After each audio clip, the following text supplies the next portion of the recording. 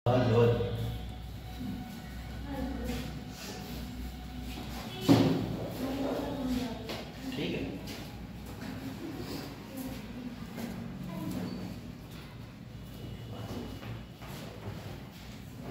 हाँ जी, मध्यकालीन शुरू करना था, है ना? वही बचा हुआ है। मॉडर्न तो हो गया, एंशिएंट भी हो गया। कुछ पुरानी बातें याद रहेगी, भूल गए सब, हैं? रिवीजन हुआ है नहीं हुआ यार? बस यूपी स्पेशल पढ़ रहा हुआ है, वही चल रहा है। मेरे ख्याल से हो गया, चल रहा है सीसेट सोशियोलॉजी, सोसाइटी चल। अच्छा, वही क्या हुआ? सोशियोलॉजी कहाँ से आ जाएगी? सोशियोलॉजी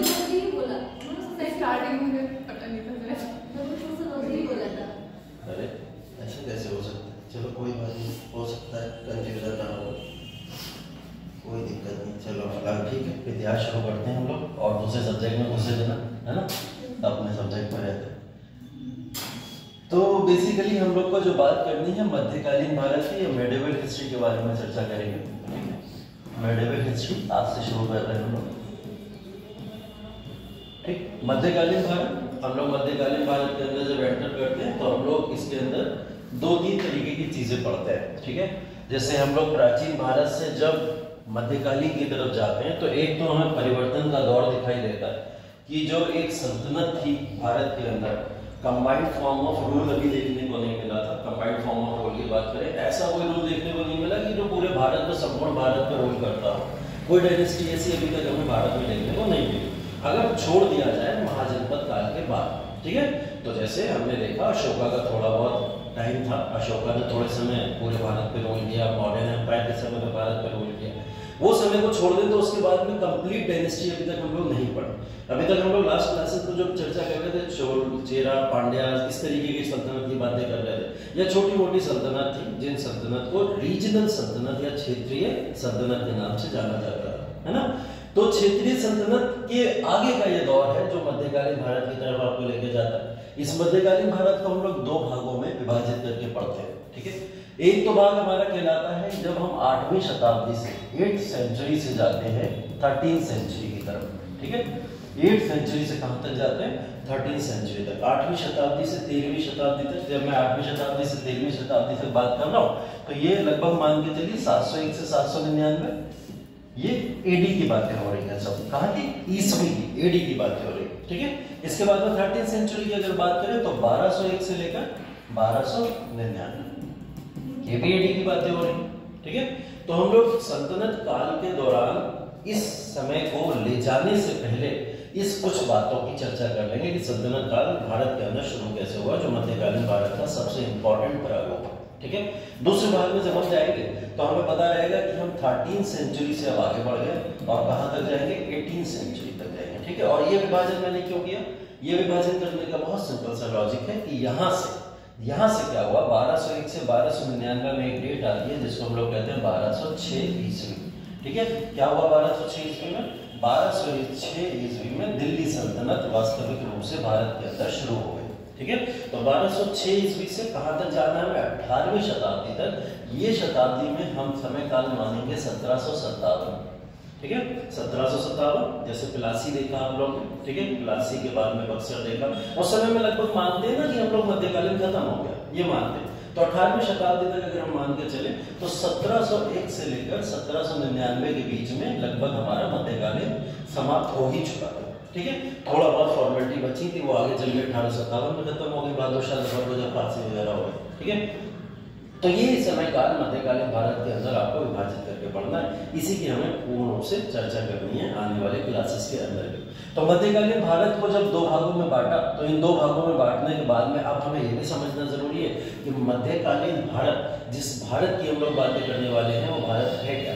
एक्चुअल में इस भारत को बोला जाता है कि ये जो इरा है या जो काल जिसको हम लोग कहते हैं हिंदी में कालखंड है, ये कालखंड है बेसिकली इन्वेजन का, वॉर्स का और मॉन्यूमेंट्स का। ठीक है, इन 3 भागों में हम इसको अगर डिवाइड करके देखें तो इन 3 ही भागों में पूरी तरीके से ये मध्यकालीन भारत आपका खत्म हो जाएगा। ठीक है, इन्वेजन की काल को जब हम लोग बात करते हैं, इन्वेजन का मतलब हो गया आक्रमण का काल। इस पूरे काल के अंदर आक्रमण ही होते हुए दिखाई देंगे आपको। कभी देखेगा मोहम्मद बिन कासिम आक्रमण कर रहा है, कभी देखेगा मोहम्मद गौरी, कभी देखेगा महमूद गजनवी कर रहा है, कभी देखेगा गुलाम वंश के शासकों के ऊपर खिलजी वंश के शासक खिलजी वंश कर रहा है, और कभी देखेगा खिलजी में तुगलक वंश कर रहा है ना। तो हमेशा आक्रमण का एक दौर चलता हुआ दिखाई देगा जो आप यहाँ पे पढ़ने वाले हैं। तो इन्वेजन का काल है, आक्रमण का काल है। इस आक्रमण के काल के अंदर हमें चर्चा करनी है। इसके बाद वॉर्स, बहुत सारे वॉर्स यहाँ पे देखने को मिलेंगे। वॉर्स, लड़ाइयाँ, युद्ध मध्यकालीन भारत इसीलिए जाना जाता है, ठीक है, युद्ध के लिए ही जाना जाता है। जहाँ से युद्ध सीमा पूरी तरीके से भारत में सबसे ज्यादा पॉपुलर हुई वो कालखंड ये है, ठीक है। तो मध्यकालीन भारत में बहुत सारे वॉर्स, युद्ध भी पढ़ने में। मॉन्यूमेंट्स, मॉन्यूमेंट्स बताया तक नहीं, कॉपी नहीं लाए, कोई बात नहीं, तो याद नहीं है, ठीक है। तो ये बेसिकली मॉन्यूमेंट्स की जो बात है, मॉन्यूमेंट्स का मतलब क्या हो गया?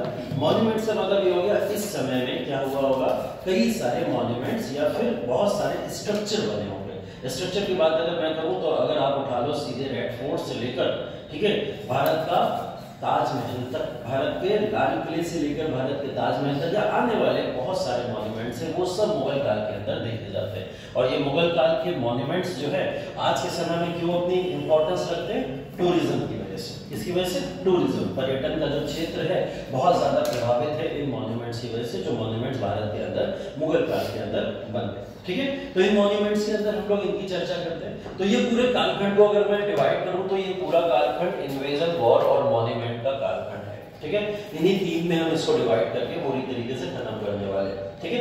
तो मध्यकालीन भारत 8 से 13वीं शताब्दी में पहला भाग है, फर्स्ट भाग अगर इसको देखा जाए, और सेकंड भाग हमारा कब से कब तक है?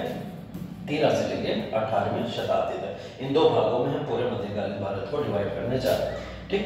चलिए और आगे देख लेते हैं। और आगे अगर हम लोग देखें तो मध्यकालीन भारत के अंदर जो मैं इरा बात करने जा रहा हूं आज, वो है 8 to 13 सेंचुरी का इरा।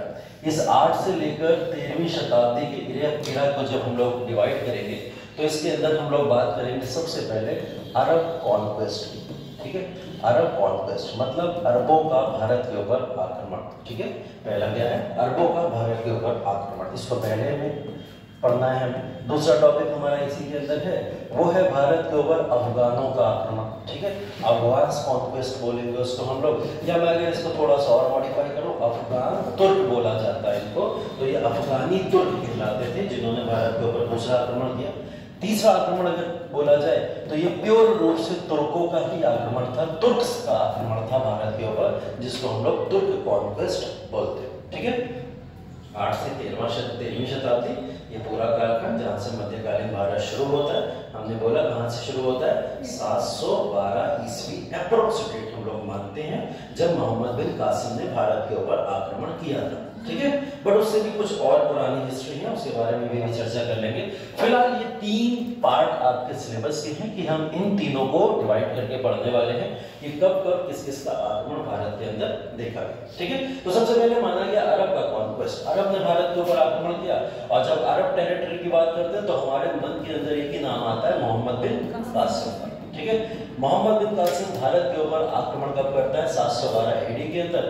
तो ये बहुत बड़ा क्वेश्चन मार्क है, काफी सारे लोग इससे अनजान हैं कि क्या पहला आक्रमणकारी था मोहम्मद बिन कासिम भारत के ऊपर अटैक करने वाला।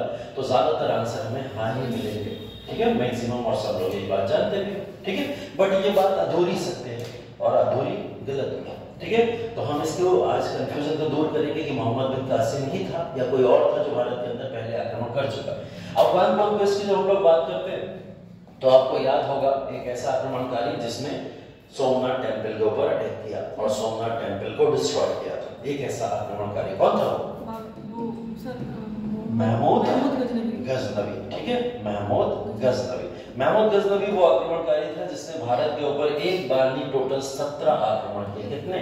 17 अटैक किए थे, जिन 17 अटैक को उसने परफॉर्म किया था 999 से 1027 ईस्वी तक। इस पूरे कालखंड में इसने 17 बार भारत के ऊपर अटैक किया, 999 ईस्वी से लेकर 1027 ईस्वी तक।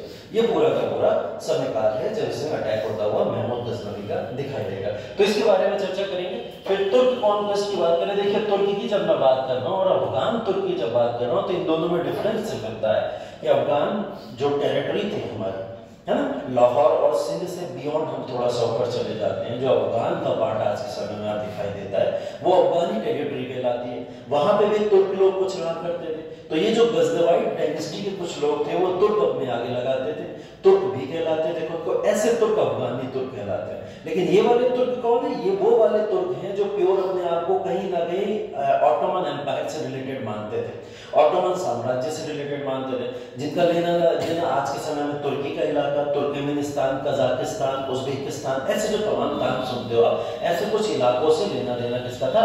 इन लोगों का लेना देना। तो ये दोनों अगर ज्योग्राफिकल टेरिटरी के हिसाब से देखें तो दोनों अलग अलग है, ठीक है। तो आप एक मत समझिएगा, दोनों एक है, दोनों अलग अलग है लोकेशन के हिसाब से, ज्योग्राफिकल लोकेशन के हिसाब से। तुर्क कॉन्क्वेस्ट की अगर हम लोग बात करें, तुर्क कॉन्क्वेस्ट की बात करें कि तुर्कों का भारत के ऊपर जब आक्रमण हुआ या तुर्कों ने जब भारत के ऊपर आक्रमण किया, तो इसके अंदर नो डाउट हम लोग मोहम्मद गौरी की बात करेंगे, ठीक है। इसकी बात करेंगे मोहम्मद गौरी, ठीक है।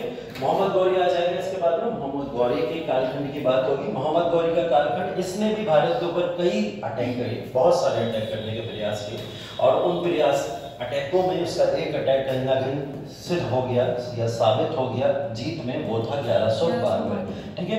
1192 एडी के अंदर मोहम्मद गौरी ने भारत को लगभग कैप्चर कर लिया था, ऐसा माना जाता है, ठीक है। लेकिन इसके अटैक की शुरुआत कब से हुई थी? 1175 से लेकर इसने 1192 तक लगातार अटैक भारत के ऊपर किए, ठीक है। लेकिन हाँ, इससे थोड़ा सा प्रारूप डिफरेंट है उसका। जो महमूद गजनवी अटैक करता है वो 17 रेगुलर अटैक्स करता है, ये रेगुलर अटैक नहीं करता। ये 1175 करेगा, फिर 1178 करेगा, उसके बाद शांत हो जाएगा, सो जाएगा बिल्कुल, ठीक है।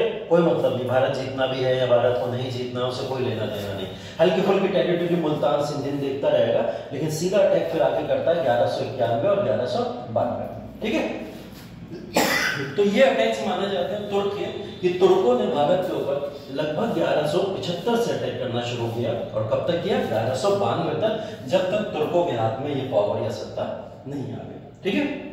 चलिए फिर से एक बार देखिए, हम लोग बात कर रहे हैं मध्यकालीन भारत की, दो पार्ट में डिवाइड किया हमने इसको, 8वीं शताब्दी से 13वीं शताब्दी, और दूसरा 13वीं शताब्दी से 18वीं शताब्दी, ठीक है। जब 8वीं से 13वीं शताब्दी की बात कर रहे हैं तो हम लोग कुछ ऐसे 8वीं शताब्दी के इरा की बात कर रहे होंगे जो 701 से 799 के बीच में लाई करता होगा, और वो इरा अभी हमने देख लिया आगे चल के कौन सा है? 712 एडी, ठीक है। तो 712 एडी से इतिहास शुरू हुआ, और इसको हमने 13वीं शताब्दी तक पहले भाग में डिवाइड किया। 13वीं शताब्दी तक अगर मैं बात करूं तो 13वीं शताब्दी 1201 से 1299, इसी में एक समय आएगा 1206, जिस समय काल में भारत के अंदर दिल्ली सल्तनत शुरू हुई थी।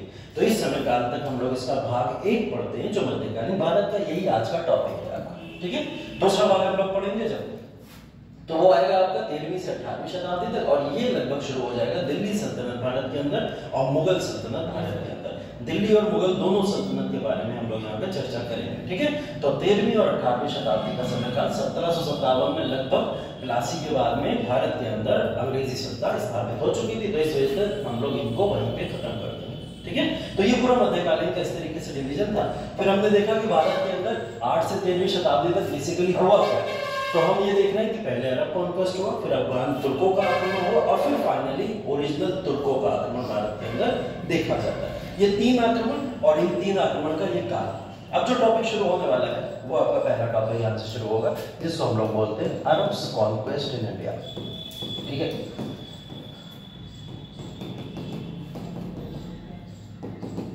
चलिए, अरब कॉन्क्वेस्ट पढ़ने से पहले कुछ मेंस पर्सपेक्टिव भी पढ़ लेते हैं, कि अगर आपको मेंस में इक्का दुक्का क्वेश्चन इसके मिल भी गए तो आप लोग वहां करेंगे क्या।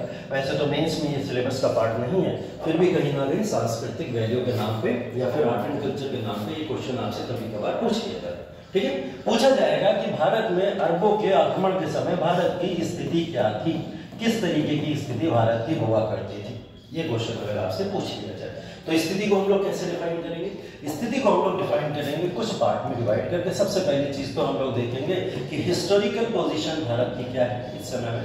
दूसरी चीज हम लोग यहाँ पे देखने की कोशिश करेंगे भारत की ज्योग्राफिकल पोजीशन इस समय में क्या है, ज्योग्राफिकली भारत कैसा है। और तीसरी चीज हम लोग देखेंगे इकोनॉमिकली भारत की कंडीशन क्या है, इकोनॉमिकल कंडीशन क्या है। जब भी आपको किसी की स्थिति या किसी की क्राइटेरिया को देखना है, आप उसके इतिहास, उसकी ज्योग्राफी, जो भौगोलिक स्थिति है और उसकी अर्थव्यवस्था को देख लीजिए, आपको पता चल जाएगा कि उसकी स्थिति पास्ट में क्या रही थी, ठीक है। तो अगर मैं बात करूं अरब का कॉन्क्वेस्ट होने वाला है, भारत के अंदर अरब अपना आक्रमण करने वाले हैं, अरब आक्रमण करने के लिए तैयार हैं। क्यों तैयार है? कोई वजह मिली होगी इन्हें आक्रमण करने के लिए। ऐसे ही तो बैठे बैठे पागल नहीं होगा कि चलो वहां चल के आक्रमण करते, ऐसा तो नहीं हुआ होगा, ठीक है। कुछ तो ऐसा रीजन रहा होगा जिसकी वजह से भारत के अंदर अरबों ने आक्रमण अपना किया होगा, है ना।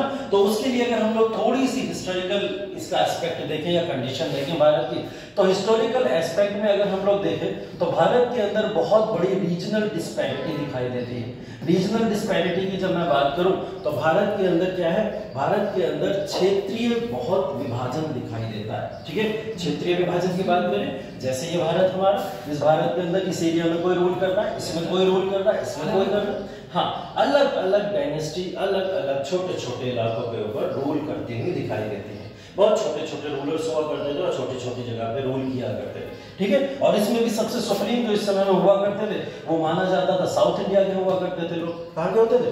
साउथ इंडिया के लोग हुआ करते थे। तो साउथ इंडिया या दक्षिण भारत के लोग उत्तरी, दक्षिण भारत के लोग उत्तरी भारत तक तो अपना किसी भी तरीके का कह सकते हो आप वर्चस्व नहीं बना सकते थे। तो उत्तर भारत में एक बहुत बड़ा गैप दिखाई देता है, ठीक है। इस गैप को फिल करने के लिए इन्होंने क्या करा, अटैक किया होगा। वही खाली जगह मिलेगी, ताजपोशी वाला समय चल रहा है, तो ताजपोशी के लिए खाली जगह जहां मिलेगी वहां आके कोई ना कोई तो बैठेगा। तो यहाँ पे आके इन्होंने बैठना अपना स्वीकार किया। तो पहली बात तो हम लोग कह सकते हैं कि हिस्टोरिकल पर्सपेक्टिव से अगर हम देखें तो एक कारण हो सकता है रीजनल डिस्पैरिटी दिखाई देती है, क्षेत्रीय तरीके से एक विभाजन है और अलग अलग तरीके से लोग रोल कर रहे हैं, ठीक है। दूसरी चीज अगर हिस्टोरिकल पर्सपेक्टिव से देखें तो यहाँ पे वीक रूलर्स की बात करूंगा मैं। वीक रूलर्स भारत के अंदर हुआ करते थे उस समय में। चलो रीजनल डिस्पैरिटी है भारत के अंदर, और भी समय में रीजनल डिस्पैरिटी रही है। कई सारे ऐसे रूलर रहे जो अपने क्षेत्र में रूल जरूर कर रहे थे, उसके बाद में भी भारत के ऊपर अटैक नहीं हुआ। क्यों? क्योंकि वो मजबूत शासक हुआ करते हैं, है ना। लेकिन यहाँ पे क्या है, वीक रूलर्स, कमजोर शासक दिखाई देते हैं इस एरिया के अंदर। कमजोर शासक कैसे दिखाई देते हैं? जैसे फॉर एग्जांपल मैं सिंध की बात करूं, सिंध इलाका जो है आपके सबसे वेस्टर्न और नॉर्दर्न पार्ट के अंदर दिखाई देता है, ठीक है। जो आज के समय भारत का भाग नहीं है, किसका भाग है? पाकिस्तान का भाग है, ठीक है। तो ये सिंध के इलाके के अंदर एक राजा यहाँ पे रूल किया करता था, क्या नाम था? राजा दाहिर, ठीक है। राजा दाहिर यहाँ पे शासन किया करता था। राजा दाहिर की वजह से वहां की पब्लिक बहुत परेशान थी। परेशान ये थी क्योंकि अनचाहे कुछ कर लगा दिए जनता के ऊपर, जो कर जनता नहीं देना चाहती थी ऐसे करों को लगा दिया गया।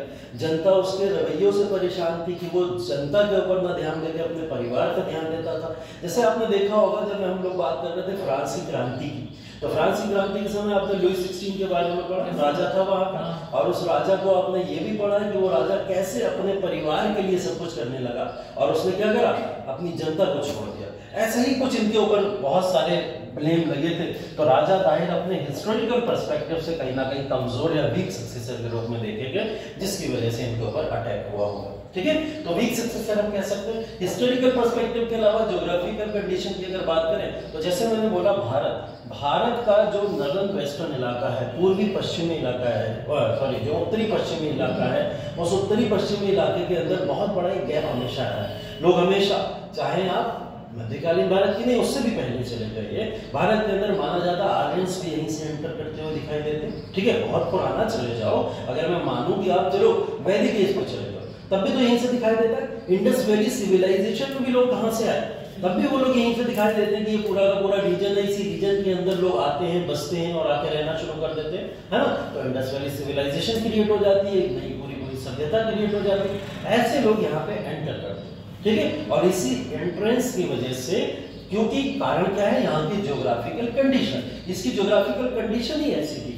ये पहली बात तो ऐसी लैंडलॉक्ड एरिया है कि जिससे लैंड टू लैंड लोग आराम से एंटर कर सकते थे। दूसरी चीज सी भी पड़ती है यहाँ पे, समुद्र के इलाके भी देखते हैं, तो समुद्र से लोग यहाँ पे एंटर कर सकते थे। ये तरीके यहाँ पे दिखाई देते हैं। तो ज्योग्राफिकल कंडीशन के बेसिस पे हम इसको मान सकते हैं। इकोनॉमिकल कंडीशन बताने की जरूरत ही नहीं है, भारत बहुत रिच था उसमें, ठीक है, कह सकते हैं सोने की चिड़िया भारत को ऑलरेडी बोला जाता था, है ना। तो भारत बहुत ही ज्यादा रिच था और ऐसा मानना था पश्चिमी इलाके के रूलर्स का, जैसे कासिम का या फिर गजनबी का या गौरी का, कि भारत के अंदर जो भी जाता है वो और ज्यादा रिच हो जाता है, और ज्यादा संप्रभु हो जाता है, और ज्यादा बहुत ज्यादा मॉडिफाइड तरीके से उसको देखा जाने लगता है थोड़े जमाने के अंदर, है ना। तो ये एक कारण था इकोनॉमिक, कहीं ना कहीं भारत के लिए ये एक स्टेटस था जो भारत को सोने की चिड़िया बोला जाता था। इस वजह से भारत इकोनॉमिकली रूप से मजबूत माना गया, ठीक है। तभी लोगों ने आक्रमण किया होगा। तो अगर आपसे पूछा जाए उस समय की स्थिति, तो आप लोग स्थिति को यहाँ पे इस तरीके से जरूर बताइएगा कि आप लोग यहाँ पर इन 3 तरीके के पैमानों को देखते हैं। इन 3 तरीके से भारत के ऊपर अटैक करना लोगों के लिए आसान माना गया, ठीक है। तो इन्होंने क्या करा, ये तरीकों को अपना के भारत के ऊपर अटैक कर दिया होगा, ये बहाने उठाया होगा। और भी कुछ रहे होंगे मिसलिनियस में, आप लिख सकते हो कि आपसी कुछ मतभेद रहा होगा, हो सकता है कहीं ना कहीं रिलीजन का भी कुछ ना कुछ कॉन्सेप्ट रहा होगा, हो सकता है स्थिति के बारे में अगर बात करें, इन्होंने भारत पे आक्रमण क्यों किया अरबों ने, क्योंकि हो सकता है ये इस्लाम का प्रचार प्रसार करना चाहते हैं, ठीक है। तो इन्होंने भारत के अंदर इस्लाम का प्रचार प्रसार करने के लिए ऐसा किया होगा। तो कई सारे कारण ऐसे हो सकते हैं। जैसे मैंने आपको जब पढ़ाया होगा, कौन सा, भारत के अंदर पुर्तगालियों का आगमन या फिर भारत के अंदर यूरोपियों का आगमन, तो मैंने आपको 4G कॉन्सेप्ट बताया, है ना। उसके बाद में मैंने आपको ये भी बताया था कि गोल्ड, गॉड, ग्लोरी ऐसे तमाम करते थे जिसके लिए वो भारत के अंदर आना चाहते थे। तो ये सारी की सारी चीजें ये भी तो किए होंगे। इन्हें गोल्ड चाहिए था, इकोनॉमिक कंडीशन देख ली, ग्लोरी चाहिए थी, चलो भारत जैसे इतने बड़े विशाल राज्य के ऊपर हम लोग शासन करेंगे जाके, है ना। और गॉड की अगर बात करें तो ये भी अपने धर्म का प्रचार प्रसार करना चाहते होंगे, ठीक है। तो कारण वही से हाँ, गजनबी को तो अभी गजनबी को नहीं किया, गौरी को, ठीक है, गौरी को इन्वाइट किया। अभी चलते हैं, उसके ऊपर भी चलेंगे। फिलहाल हमें अभी ये समझ आ रहा है कि ये लोग भारत की तरफ आकर्षित क्यों हुए। आकर्षित होने के कारण ये तमाम हो सकते हैं जिसकी वजह से इन्होंने भारत के ऊपर अटैक किया होगा या भारत के ऊपर अटैक करना चाहा, ठीक है। तो अरब कॉन्क्वेस्ट के बारे में बात कर रहे हैं, हमें स्थिति पता चल गई, ये स्थिति रही होगी। तो अब बात करते हैं कि हु वाज द फर्स्ट जिसने भारत के ऊपर सबसे पहले अरब्स में आक्रमण किया। वैसे तो देखो ये आक्रमण बहुत पुराने 630 से 35 के समय काल में भी कई बार प्रयत्न हुए थे और इस समय के प्रयत्न असफल रहे। लोगों ने प्रयास जरूर किए थे कि भारत की टेरिटरी में घुसा जाए, उस पर अटैक किया जाए या उसमें अपना थोड़ा धर्म का प्रचार प्रसार किया जाए, लेकिन तब इतना लूटपाट वाला या फिर इस तरीके का रूल करने वाला सिद्धांत लोगों के मन में नहीं था। वो सिर्फ भारत में एंटर करना चाहते थे और एंटर करके क्या करना चाहते थे, थोड़ा बहुत यहाँ पे अपना वर्चस्व जमाना चाहते थे, ठीक। तो ये सफल कब हो गया। अब यहाँ बात करते हैं हुक की बात जब हम लोग करें तो 711 AD के अंदर में जाता हूँ और 711 AD के अंदर भारत के अंदर जो सबसे पहले अटैक माना जाता है वो माना जाता है उबैदुल्ला का, ठीक है। मोहम्मद बिन कासिम भूल जाइए, इस समय हमें दिमाग में आना चाहिए ये नाम। अगर आपसे पूछ ले पहला आक्रमणकारी भारत के ऊपर कौन था, पहला मुस्लिम आक्रमणकारी भारत के ऊपर कौन था, पहला अरब आक्रमणकारी भारत के ऊपर कौन था, तो आप हमेशा मोहम्मद बिन कासिम जो लगाते हैं वो गलत तथ्य माना जाता है। आंसर क्या होना चाहिए उसका, उबैदुल्ला। अगर ऑप्शन में उबैदुल्ला दिया है तो उबैदुल्ला ही आंसर होना चाहिए। हाँ, बाई चांस क्वेश्चन नहीं दिया है, अगर ऑप्शन नहीं दिया है उबैदुल्ला के नाम से, तब आप नो डाउट मोहम्मद बिन कासिम ही लगाओ, ठीक है। तो उबैदुल्ला इसने 711 AD के अंदर पहला प्रयास किया और इसको भेजा गया था सिंध, ठीक है। ये है कौन, उबैदुल्ला। उबैदुल्ला कमांडर है मोहम्मद बिन कासिम का, है ना, इसने भेजा है, मोहम्मद बिन कासिम ने ही भेजा है। मोहम्मद बिन कासिम का कमांडर था जिसने इसको सबसे पहले सिंध के अंदर भेजा था, जाओ परिस्थिति देख के आओ और विजय लेके आओ वहां पे सिंध के अंदर, ठीक है। उसके बाद उबैदुल्ला को यहाँ पे पकड़ के सिंध के अंदर मार दिया गया, ये वापस नहीं लौट पाया, जिसकी वजह से पहला प्रयास असफल हो गया, ठीक है। पहला प्रयास असफल प्रयास माना जाता है 711 में। उबैदुल्ला के बाद में फिर एक और आया जिसको मोहम्मद बिन कासिम ने भेजा, उसका नाम था बुदैल, ठीक है। अगला नाम है बुदैल। उबैदुल्ला के बाद में फिर मोहम्मद बिन कासिम नहीं आएगा, फिर कौन आएगा, बुदैल आएगा। बुदैल ने यहाँ पे आक्रमण किया 711 ईस्वी के अंदर और 711 ईस्वी के अंदर उबैदुल्ला के बाद में बुदैल भी यहाँ पे असफल आक्रमण के लिए जाना जाता है। बस ये ध्यान रखना, ये दोनों कौन है, कमांडर है मोहम्मद बिन कासिम के, ठीक है। ये दोनों शासक नहीं है, ये दोनों रूलर नहीं है, ये दोनों क्या है, सिर्फ कमांडर है, ठीक है। और कमांडर होने के नाते हमें ये बात पता चलती है कि उबैदुल्ला और बुदैल ये दोनों लोग मोहम्मद बिन कासिम के बिहाफ पे आके इस वॉर को लड़ते या इस युद्ध को आके लड़ते, ठीक है। तो मोहम्मद बिन कासिम की अगर बात की जाए, अभी तक मोहम्मद बिन कासिम की एंट्री नहीं हुई है, मोहम्मद बिन कासिम अभी तक नहीं है, ठीक है। अब क्या होगा, 711 ईडी में उबैदुल्लाह को भी पकड़ के मार दिया गया, बुदैल को भी पकड़ के मार दिया गया और दोनों प्रयास इनके असफल हो गए। 636 ईस्वी में तो मोहम्मद उमर का कुछ आता है क्यों? हाँ, मैंने वही तो बताया, 30 से लेकर 35 का समय काल है ना इस समय में। तो ये समय काल है 635 के बाद से लेकर 636, 638 कई सारे आपको आक्रमण दिखाई देंगे, है ना। लेकिन मैंने क्या बोला, ये सब ऐसे आक्रमण थे जिसका कोई प्रभाव नहीं दिखाई दिया भारत के ऊपर किसी भी बेसिस पे, ना इकोनॉमिकली, ना हिस्टोरिकली, ना ज्योग्राफिकली, किसी भी बेसिस पे नहीं दिखाई देता। आते जरूर है बट उसका इतिहास में कोई जगह नहीं दी गई है उसे, है ना, जगह यहीं से दी गई है इतिहास के अंदर, ठीक है। तो 711 में हमें ये याद रखना कि उबैदुल्लाह और बुदैल इन दोनों के आक्रमण जरूर हुए, लेकिन ये असफल आक्रमण के तौर पर जाने जाते हैं। दोनों आक्रमण करते हैं असफल। बाद में मोहम्मद बिन कासिम मजबूर होकर अब ये कमर कसता है कि भाई अब आक्रमण अगला किसका है, वो मुझे ही करना पड़ेगा। उसने अपने सबसे सफल कमांडरों को भेजा और दोनों सफल कमांडर यहाँ पे विफल हो गए, हार गए, है ना। तो उसको मजबूरन किसको भेजना पड़ा, खुद को स्वयं भेजना पड़ा इस वॉर को लड़ने के लिए, ठीक है। अब सिंध का इलाका है, सिंध के इलाके के अंदर यहाँ ये किसको अपने आप को यहाँ पे एंटर कराता है, यहाँ पे रूल कौन कर रहा था, राजा दाहिर, ठीक है। सिंध के ऊपर राजा दाहिर रूल कर रहा है। 712 ईडी एक ऐसा शासक भारत के ऊपर रूल करने आ रहा है जिसकी एज अभी आप काउंट कर लो कितनी है, 695 में तो जन्म ही हुआ है, ठीक है। 695 में जन्म हुआ है और 712 के अंदर वो भारत के बड़े से इलाके सिंध के ऊपर आक्रमण करने आ रहा है, ठीक है। कितनी एज है, 17 साल, कितनी एज है, 17 साल। अभी 17 साल का एक बच्चा ही कहूंगा मैं इसे, है ना, वैसे तो ये बच्चा आके यहाँ पे भारत के ऊपर राजा दाहिर जिनकी उम्र अपने आप में 40 अप्रॉक्स है ना, ऐसे शासकों के ऊपर यहाँ पे इसने आक्रमण करने का मन बनाया। इसने उबैदुल्लाह बुदैल को भेजा बट वो असफल हो गए। तो ये जब आक्रमण करने यहाँ पे आता है तो आक्रमण करने के दौरान सिंध के ऊपर राजा दाहिर के, जो मैंने आपको अभी पीछे बताए कंडीशन, कि राजा दाहिर से जनता परेशान थी, लोग नहीं चाहते थे उस समय कि राजा दाहिर वहां पे शासक बना है, और जनता जो चाहती है होता वही, चाहे कुछ समय बाद हो चाहे पहले से। तो राजा दाहिर से लोग वहां के परेशान भी थे, प्लस समर्थन मिल गया यहाँ पे मोहम्मद बिन कासिम को भारत के कुछ उन्हीं लोगों का जो सिंध के अंदर इनसे अपना छुटकारा चाहते थे। और तीसरी चीज ये हो सकती है कि मोहम्मद बिन कासिम अपने आप में एक कुशल और सफल शासक था जिसने यहाँ पे आके आक्रमण किया और सिंध को जीत लिया। सिंध किसके कब्जे में आ गया 712 में, मोहम्मद बिन कासिम। मोहम्मद बिन कासिम अरब का पहला आक्रमणकारी जो एक सक्सेसफुल इन्वेंटर के नाम पे जाना जाता है, जिसने इन्वेंशन तो किया, क्या किस नाम पे किया, बेसिकली इन्वेजन तो किया, लेकिन किस पे किया, सिंध के ऊपर, और सिंध को यहाँ पे जीत लिया। तो सिंध को पहली बार भारत के ऊपर जीतने वाला मोहम्मद बिन कासिम।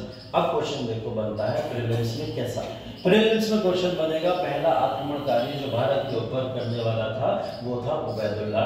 आप लिखोगे हाँ, पहला आक्रमणकारी जो भारत के ऊपर अटैक करने वाला था, पहला शासक आक्रमणकारी जो भारत पर अटैक करने वाला था वो कौन था, मोहम्मद बिन कासिम। शासक आ जाए, एम्परर आ जाए, रूलर आ जाए, कुछ भी आ जाए, या अगर आपसे पूछ लिया जाए पहला सफल आक्रमणकारी सिंध के ऊपर अटैक करने वाला, या पहला सफल अरब आक्रमणकारी सिंध के ऊपर अटैक करने वाला, ऐसे जितने भी क्वेश्चन अब बनेंगे उन सब के आंसर आप लोग कर लोगे, कोई दिक्कत तो नहीं, ठीक है। तो हम लोग को बस ये विभाजन समझना था कि लोग बहुत कंफ्यूज है 712 और 711 में, तो इसको ध्यान रखिएगा। उबैदुल्लाह बुदैल ये 711 के असफल आक्रमणकारी थे, मोहम्मद बिन कासिम के ही बिहार पे भारत के अंदर आए, ठीक है। सफल आक्रमणकारियों के अंदर हम लोग इनका नाम मानते हैं जो सिंध के अंदर यहाँ पे मोहम्मद बिन कासिम ने अटैक किया। चलो भाई मान लिया सिंध को यहाँ पे जीत लिया। सिंध के बाद में 712 के बाद में 713 एडी, ठीक, 713 एडी के अंदर इसने अपने कदम बढ़ाए मुल्तान की तरफ, ठीक है। कहाँ बढ़ाए, मुल्तान की तरफ। अगला अटैक इसका मुल्तान था, और मुल्तान भी इसके लिए टफ नहीं था, जब सिंध जैसा इलाका जीत चुका था तो मुल्तान भी इसने कैप्चर कर लिया। 712 713 दोनों ईस्वी के अंदर इसने भारत के कुछ इंपॉर्टेंट हिस्सों के ऊपर अपना रूल करना शुरू कर दिया, ठीक है। सिंध और मुल्तान इन दोनों इलाकों के ऊपर मोहम्मद बिन कासिम ने अपना रूल किया। क्वेश्चन पूछा जाता है इसके एडमिनिस्ट्रेशन से, अब पूछा जाएगा यहाँ के प्रशासन से। ये सब कहानी आपसे पूछेगा नहीं पूछेगा उस पर शंका है, लेकिन अगर मोहम्मद बिन कासिम से क्वेश्चन पूछेगा तो उसके प्रशासन के क्वेश्चन जरूर बनेंगे। ठीक है, और उसके प्रशासन से क्वेश्चन जरूर पूछेगा।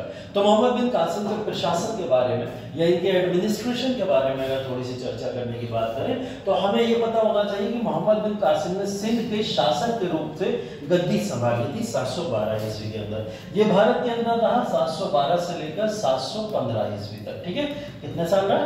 3 साल। 712 से 715 ईस्वी तक इसने 3 साल सिंध और मुल्तान जैसे इलाकों पर रूल किया। ठीक है, वैसे तो एक आक्रमणकारी के तौर पर ही आया था, कुछ लूटपाट करने के लिए, कुछ अपने इस्लाम का प्रचार प्रसार करने के लिए, और कुछ भारत के उन लोगों को प्रभावित करने के लिए जो लोग कहीं ना कहीं राजा दाएं जैसे शासकों से परेशान थे। ठीक है, तो ऐसे लोगों को प्रभावित करने आया। 712 से 715 इसने रूल किया, लेकिन हम इसको स्थायी नेतृत्व नहीं कह सकते, हम इसको स्थायी शासन भी नहीं कह सकते, हम इसको अस्थायी शासन कह सकते हैं, क्योंकि इसने अपना रूल तो यहाँ पे किया लेकिन स्थायी तौर पर नहीं किया। ठीक है, स्थायी तौर पर शासन माना जाएगा जब दिल्ली सल्तनत शुरू होगी। ये बड़ा अस्थायी तौर का शासन है। 3 साल के शासन को अब स्थायी शासन उस समय मान भी नहीं सकते थे, जिस समय 50-50 साल एक शासक गद्दी संभाला करता था। ठीक है, और ये तो पूरे भारत का एक बहुत ही संकीर्ण सा हिस्सा है, छोटा सा हिस्सा है जिसके ऊपर इन्होंने अपना प्रभुत्व जमाया। लेकिन फिर भी उस हिस्से के अंदर इन्होंने अपने एडमिनिस्ट्रेशन में या अपने प्रशासन के अंदर किन चीजों का सहारा लिया, तो इनके प्रशासन की अगर बात करें तो प्रशासन में हमने ये देखा कि मोहम्मद बिन कासिम ने जब भारत के ऊपर आक्रमण किया तो प्रशासन के तौर पर सबसे पहले अगर बात करें तो इसने टैक्सेशन भारत के अंदर लागू किया। सबसे पहले क्या किया इसने? कर व्यवस्था भारत के ऊपर आके लागू की। ठीक है, टैक्सेशन, जिसको हम लोग कर व्यवस्था का नाम देते हैं हिंदी और इंग्लिश में टैक्सेशन कह रहे हैं। ठीक है, टैक्सेशन पूछा जाएगा आपसे, भारत के अंदर पहली बार जजिया कर लगाने वाला शासक कौन था? तो आप लोग नाम लोगे कौन? मोहम्मद बिन कासिम। मोहम्मद बिन कासिम ने पहली बार जजिया, या फिर अंग्रेजी वाले लोग जिजिया लिखेंगे उसको। ठीक है, तो जजिया या जिजिया कर पहली बार लगाया गया किसके द्वारा? मोहम्मद बिन कासिम के द्वारा। मोहम्मद बिन कासिम ने जब जजिया या जिजिया कर लगाया तो ये कर काफी ज्यादा कंट्रोवर्शियल था और इसकी काफी आलोचनाएं भारत के अंदर हुई और लंबे समय तक इसकी आलोचनाएं होती रही। आज भी जब भी जिजिया कर के बारे में कोई बात करता है तो इसकी आलोचना होती है, और आलोचना होना स्वाभाविक। क्यों? क्योंकि आलोचना होना इसलिए स्वाभाविक है क्योंकि ये कर लगना सिर्फ और सिर्फ हिंदुओं के लिए कंपलसरी बताया गया था। ठीक है, इसके लिए हिंदूज के लिए कंपलसरी बताया गया था। ऐसा बोला गया था कि जो मेजॉरिटी भारत की है वो ये कर देगी। ठीक, पूछा गया क्यों देगी, कारण क्या है? जजिया कर सिर्फ हिंदूज देंगे या मेजॉरिटी देगी? ठीक है, तो उनको ये बताया गया कि आपके ऊपर जो शासक करने वाला है या शासन करने वाला है वो एक मुस्लिम शासक है, और वो मुस्लिम शासक दूसरे मुस्लिम शासकों से या उधर के पश्चिमी मुस्लिम शासकों से आपको प्रोटेक्ट करेगा, आपको यहाँ पर संभालेगा, आपको यहाँ पे बचाएगा। वो मुस्लिम शासक यहाँ पर इस तरीके से बचाएगा। इस वजह से इस कर को बोला गया कि ये कर जो बेसिकली जजिया किसके ऊपर लगेगा? मेजॉरिटी ऑफ द पॉपुलेशन के ऊपर लगेगा। ठीक है, चलो फिर उसके बाद बात कर लेते हैं। तो फिर ज़कात भी लगाया गया। ज़कात किसके ऊपर लगता था? ये लगता था मुस्लिम्स के ऊपर। ये किसके ऊपर लगता था? मुस्लिम। ये बैलेंस था, एक तरीके से बैलेंस ऑफ पावर को बनाने के लिए इस तरीके के कर को लाया गया था। लेकिन बोला गया कि जजिया लगेगा तो, लेकिन जजिया जब लगेगा तो भाई कुछ ऐसे वर्ग हैं जिन वर्गों को यहाँ पे छोड़ भी दिया जाएगा। ऐसा बोल दिया गया कि लेफ्ट आउट कर दिया जाएगा कुछ वर्गों को, या छोड़ दिया जाएगा कुछ वर्गों को जिनके ऊपर ऐसा कर नहीं लगेगा। ठीक है, चलो क्वेश्चन पूछा गया तो फिर आंसर भी है इसका। बोले जजिया कर ऐसे लोगों पे नहीं लगेगा भारत के अंदर जो लोग भारत के अंदर ब्राह्मण वर्ग से रिलेटेड होंगे। ठीक, उच्च वर्ग, सिर्फ ब्राह्मण, उच्च वर्ग भी नहीं, सिर्फ ब्राह्मण। किसके ऊपर ये कर नहीं लगेगा? ब्राह्मणों के ऊपर।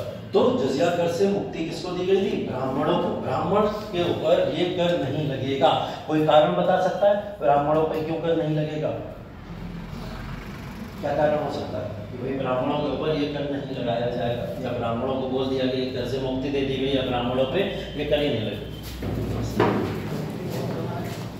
मेरा तो आज बहुत दिन बाद क्लास है। उधर बंद कर सकते हो या खुला जरूरी है? अब हम जैसे मच्छर मच्छर बहुत इसलिए मैं बोल रहा हूँ, उसको बंद कर दो आप, तो बैटरी ठंडा है, मोटी लगा दो। लगा दे।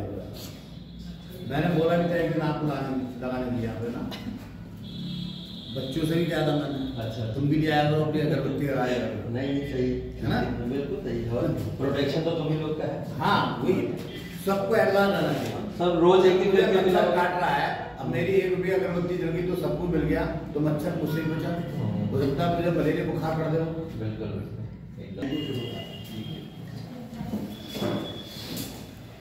ठीक है ना।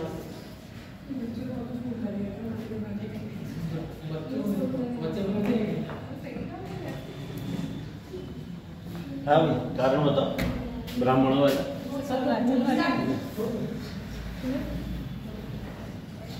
उस टाइम तक समाधि व्यवस्था ऐसी थी, ब्राह्मणों को बहुत उच्च माना जाता था। ब्राह्मणों को उच्च माना जाता था। मतलब ये अगर इन पे कर लगाएंगे तो जनता थोड़ी नाराज हो जाएगी। जनता नाराज हो सकती है। ठीक है, बिल्कुल सही बात है।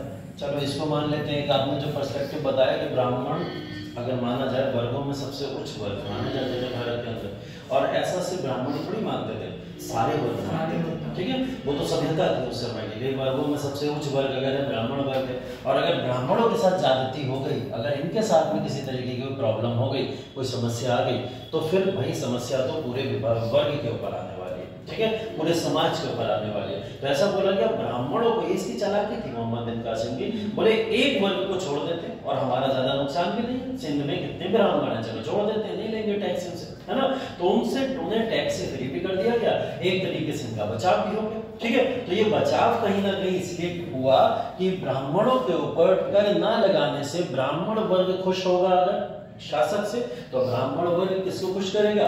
अपने नीचे के वर्गों को। भाई क्षत्रियों को राजा बनाने वाले ब्राह्मण, है ना, वैश्यों को रोजगार देने वाले ब्राह्मण, शूद्रों से सेवा कराने वाले ब्राह्मण, तो सभी के सारे वर्ग ब्राह्मणों के कंट्रोल में। अगर ब्राह्मणों को ही पूरी तरीके से प्रोटेक्ट कर लिया गया तो आप सारे के सारे वर्गों को प्रोटेक्ट कर सकते हो। तो एक तरीके से माना जा सकता है कि जो ब्राह्मण वर्ग है, वो ब्राह्मण वर्ग बेसिकली क्या माना जाता है कि ब्राह्मण वर्ग के ऊपर कर ना लगाओ तो लगभग पूरा समाज प्रभावित होगा।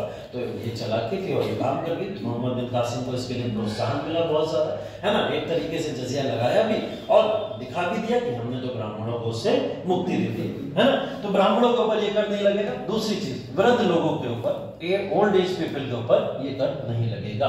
जैसे 60 साल प्लस जो आज के समय माना जाता है, उन्हें करों से मुक्ति दे दी जाती है या तमाम तरीके की सुविधाएं दी जाती हैं। जैसे उस समय में भी एक प्रिंसिपल सिद्धांत लागू किया गया कि जो ओल्ड एज है या फिर वृद्ध लोग हैं उनके ऊपर ये कर नहीं लगेगा, उन्हें करों से मुक्ति दी जाएगी। क्योंकि वो पैसा कहां से कमाएंगे जो कर देंगे, या उनके पास जमीनें भी हैं, चलो तब भी छोड़ देते हैं कि कर ना दें, है ना, ओल्ड एज के बेसिस पे। ठीक है, उसके बाद में चिल्ड्रन, ठीक, ये तो अपने आप ही ऑटोमेटिकली बच्चे कहाँ से लेंगे, है ना, बच्चे कर कहाँ से लेंगे, बच्चे अगरबत्ती कहाँ से लाएंगे। तो चिल्ड्रन के ऊपर या बच्चों के ऊपर कहीं ना कहीं ये कर जो है लगाने के लिए बोला गया। ठीक है, ना लगाने के लिए बोला गया कि जो चिल्ड्रन है उनके ऊपर कर ना लगाया जाए या उनके ऊपर किसी भी तरीके का आर्थिक प्रेशर ना डाला जाए। तो बच्चों के ऊपर ये कर नहीं लगेगा। इसके बाद हैंडीकैप में, ठीक, विकलांग जो वर्ग थे उस विकलांग वर्ग के ऊपर ये कर हटा दिया गया। उनसे भी किसी तरीके का कोई जजिया कर नहीं लगाया गया, किसी भी तरीके का कोई कर नहीं लगाया गया। ठीक है, पांचवा अगर हम लोग बात करें, पांचवी की अगर बात करें तो हैंडीकैप के अलावा हमारे पास में एक वर्ग और है, विमेन, ठीक है, महिला। ठीक है, तो महिलाओं को इन करों से मुक्ति दे दी। ठीक, तो इससे ये एक बात पता चली कि महिलाओं के लिए ये पूरी तरीके से बहुत ज्यादा अपनी फिक्र रखते हैं, महिलाओं के उत्थान के लिए फिक्र रखते हैं, महिलाओं को उन करों से बचाने के लिए कहीं ना कहीं प्रयास है। ब्राह्मणों के लिए भी ये प्रयास माना गया। 2 बड़े वर्गों को पकड़ लिया गया जिसकी वजह से आपका यहाँ पर जो साम्राज्य है वो विस्थापित हो सकता है। हाँ, महिलाएं तो मतलब हर वर्ग में आती थी, तो हर वर्ग में ना होंगी, ब्राह्मणों में तो लगेगा ही नहीं। ठीक है, और महिलाएं जिस भी वर्ग की होंगी नहीं लगेगा, किसी भी, चाहे ब्राह्मण हो, चाहे वो आप क्षत्रिय हो, चाहे शूद्र हो, कोई भी हो, महिलाएं, कोई भी महिलाएं किसी भी तरीके का कोई कर नहीं देंगी। ठीक है, तो देखिए ये जो कर लगा, जजिया लगा तो जरूर, लेकिन जजिया लगने के बाद में भी कई लोगों के ऊपर जजिया नहीं लागू किया गया। इन लोगों पे लागू नहीं होगा जजिया। ठीक है, ये लोग कर नहीं देंगे। अगर एक बार और मैं बोलूं कि किसके ऊपर जजिया नहीं लगेगा तो आप लोग क्या बताओगे? मुस्लिम्स के ऊपर नहीं लेके आना, वो तो किसके लिए लगा रहे हैं? तो बोला ना मेजॉरिटी के लिए लगा। तो अगर ऐसा कुछ आ गया तो आप लोग तैयार उसके लिए बताने की जरूरत भी नहीं है। तो ये कर मुस्लिमों के ऊपर नहीं लगेगा। ठीक है, ज़कात के ऊपर आते हैं। दूसरा कर था ज़कात, जिसको भारत के अंदर ज़कात के फॉर्म में लगाया गया। ठीक है, ज़कात एक कंपलसरी टैक्स था, जिस तरीके से जजिया एक कंपलसरी टैक्स था, वैसे ही ज़कात एक मुस्लिम्स के लिए कंपलसरी टैक्स था। ठीक है, ज़कात के अंदर बोला गया था कि आपकी सालाना कमाई में से कुछ परसेंटेज आपको दान करना पड़ेगा। ज़कात क्या था? एक दान था।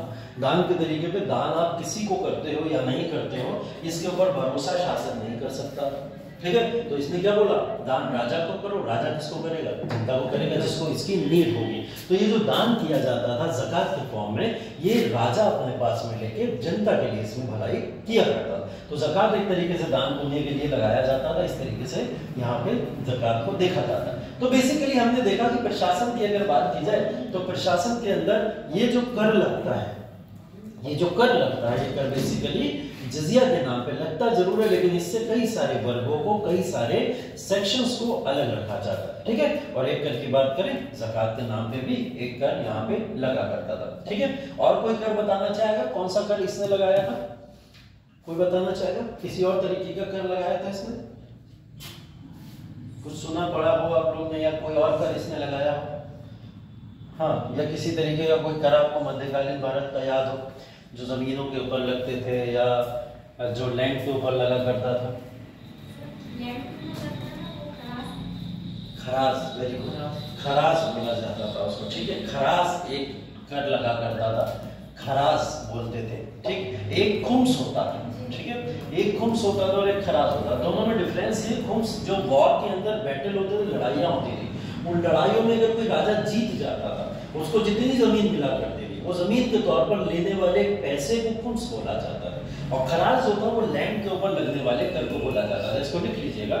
और ये खराज राज वाले कर जो लगभग भारत के अंदर अरब आक्रमण हुए उस समय से ये कर भारत के अंदर शुरू हो गए, ठीक है। खुम्स होता है कि जब कोई वॉर हुआ दो वर्गों में आपस में, ठीक है, उन वर्गों में से जो वर्ग जीतता है, उस जीते हुए व्यक्ति को लगभग सारी प्रॉपर्टी मिल जाती है। उस प्रॉपर्टी में से विभाजन होता है, वो विभाजन दो भाग में किया जाता है। एक सोल्जर्स, सैनिक जो थे, और एक राजा। भाई सैनिकों ने जीत के दी और राजा को मिली है ये पूरी पूरी, तो राजा क्या करता है, खुम्स के फॉर्म में सोल्जर्स को इनाम दे देता कि इतनी प्रॉपर्टी तुम्हारी, ठीक है, उसको खुम्स बोला जाता है। तो ये बेसिकली इस तरीके के कुछ शब्दावलियां अभी धीरे धीरे आती रहेंगी, एक एक करके अभी आप लोगों को सब क्लियर होती रहेगी। जहां ना हो वहां आप लोग लिखते रहिएगा, जिससे आपको याद होता चला जाएगा, ठीक है।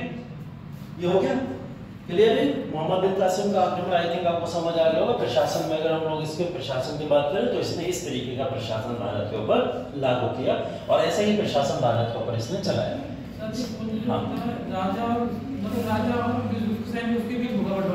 हाँ, राजा और सैनिकों के बीच में, जनता नहीं है, इसमें ध्यान रखना।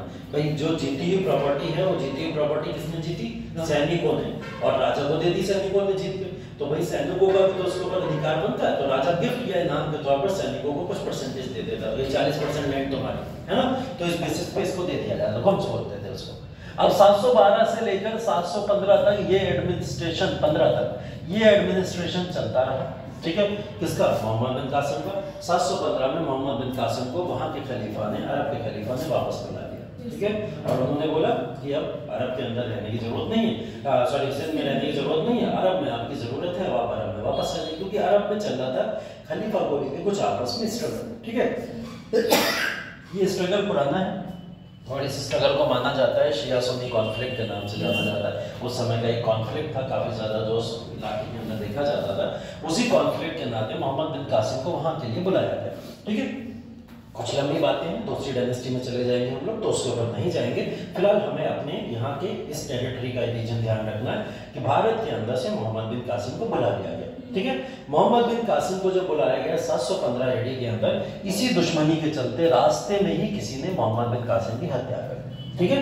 मोहम्मद बिन कासिम की यहाँ हत्या कर देगी। मोहम्मद बिन कासिम यहाँ पे सिंध को छोड़ के जा रहा था और रास्ते में उसकी हत्या कर देगी 715 ईस्वी के अंदर, ठीक है।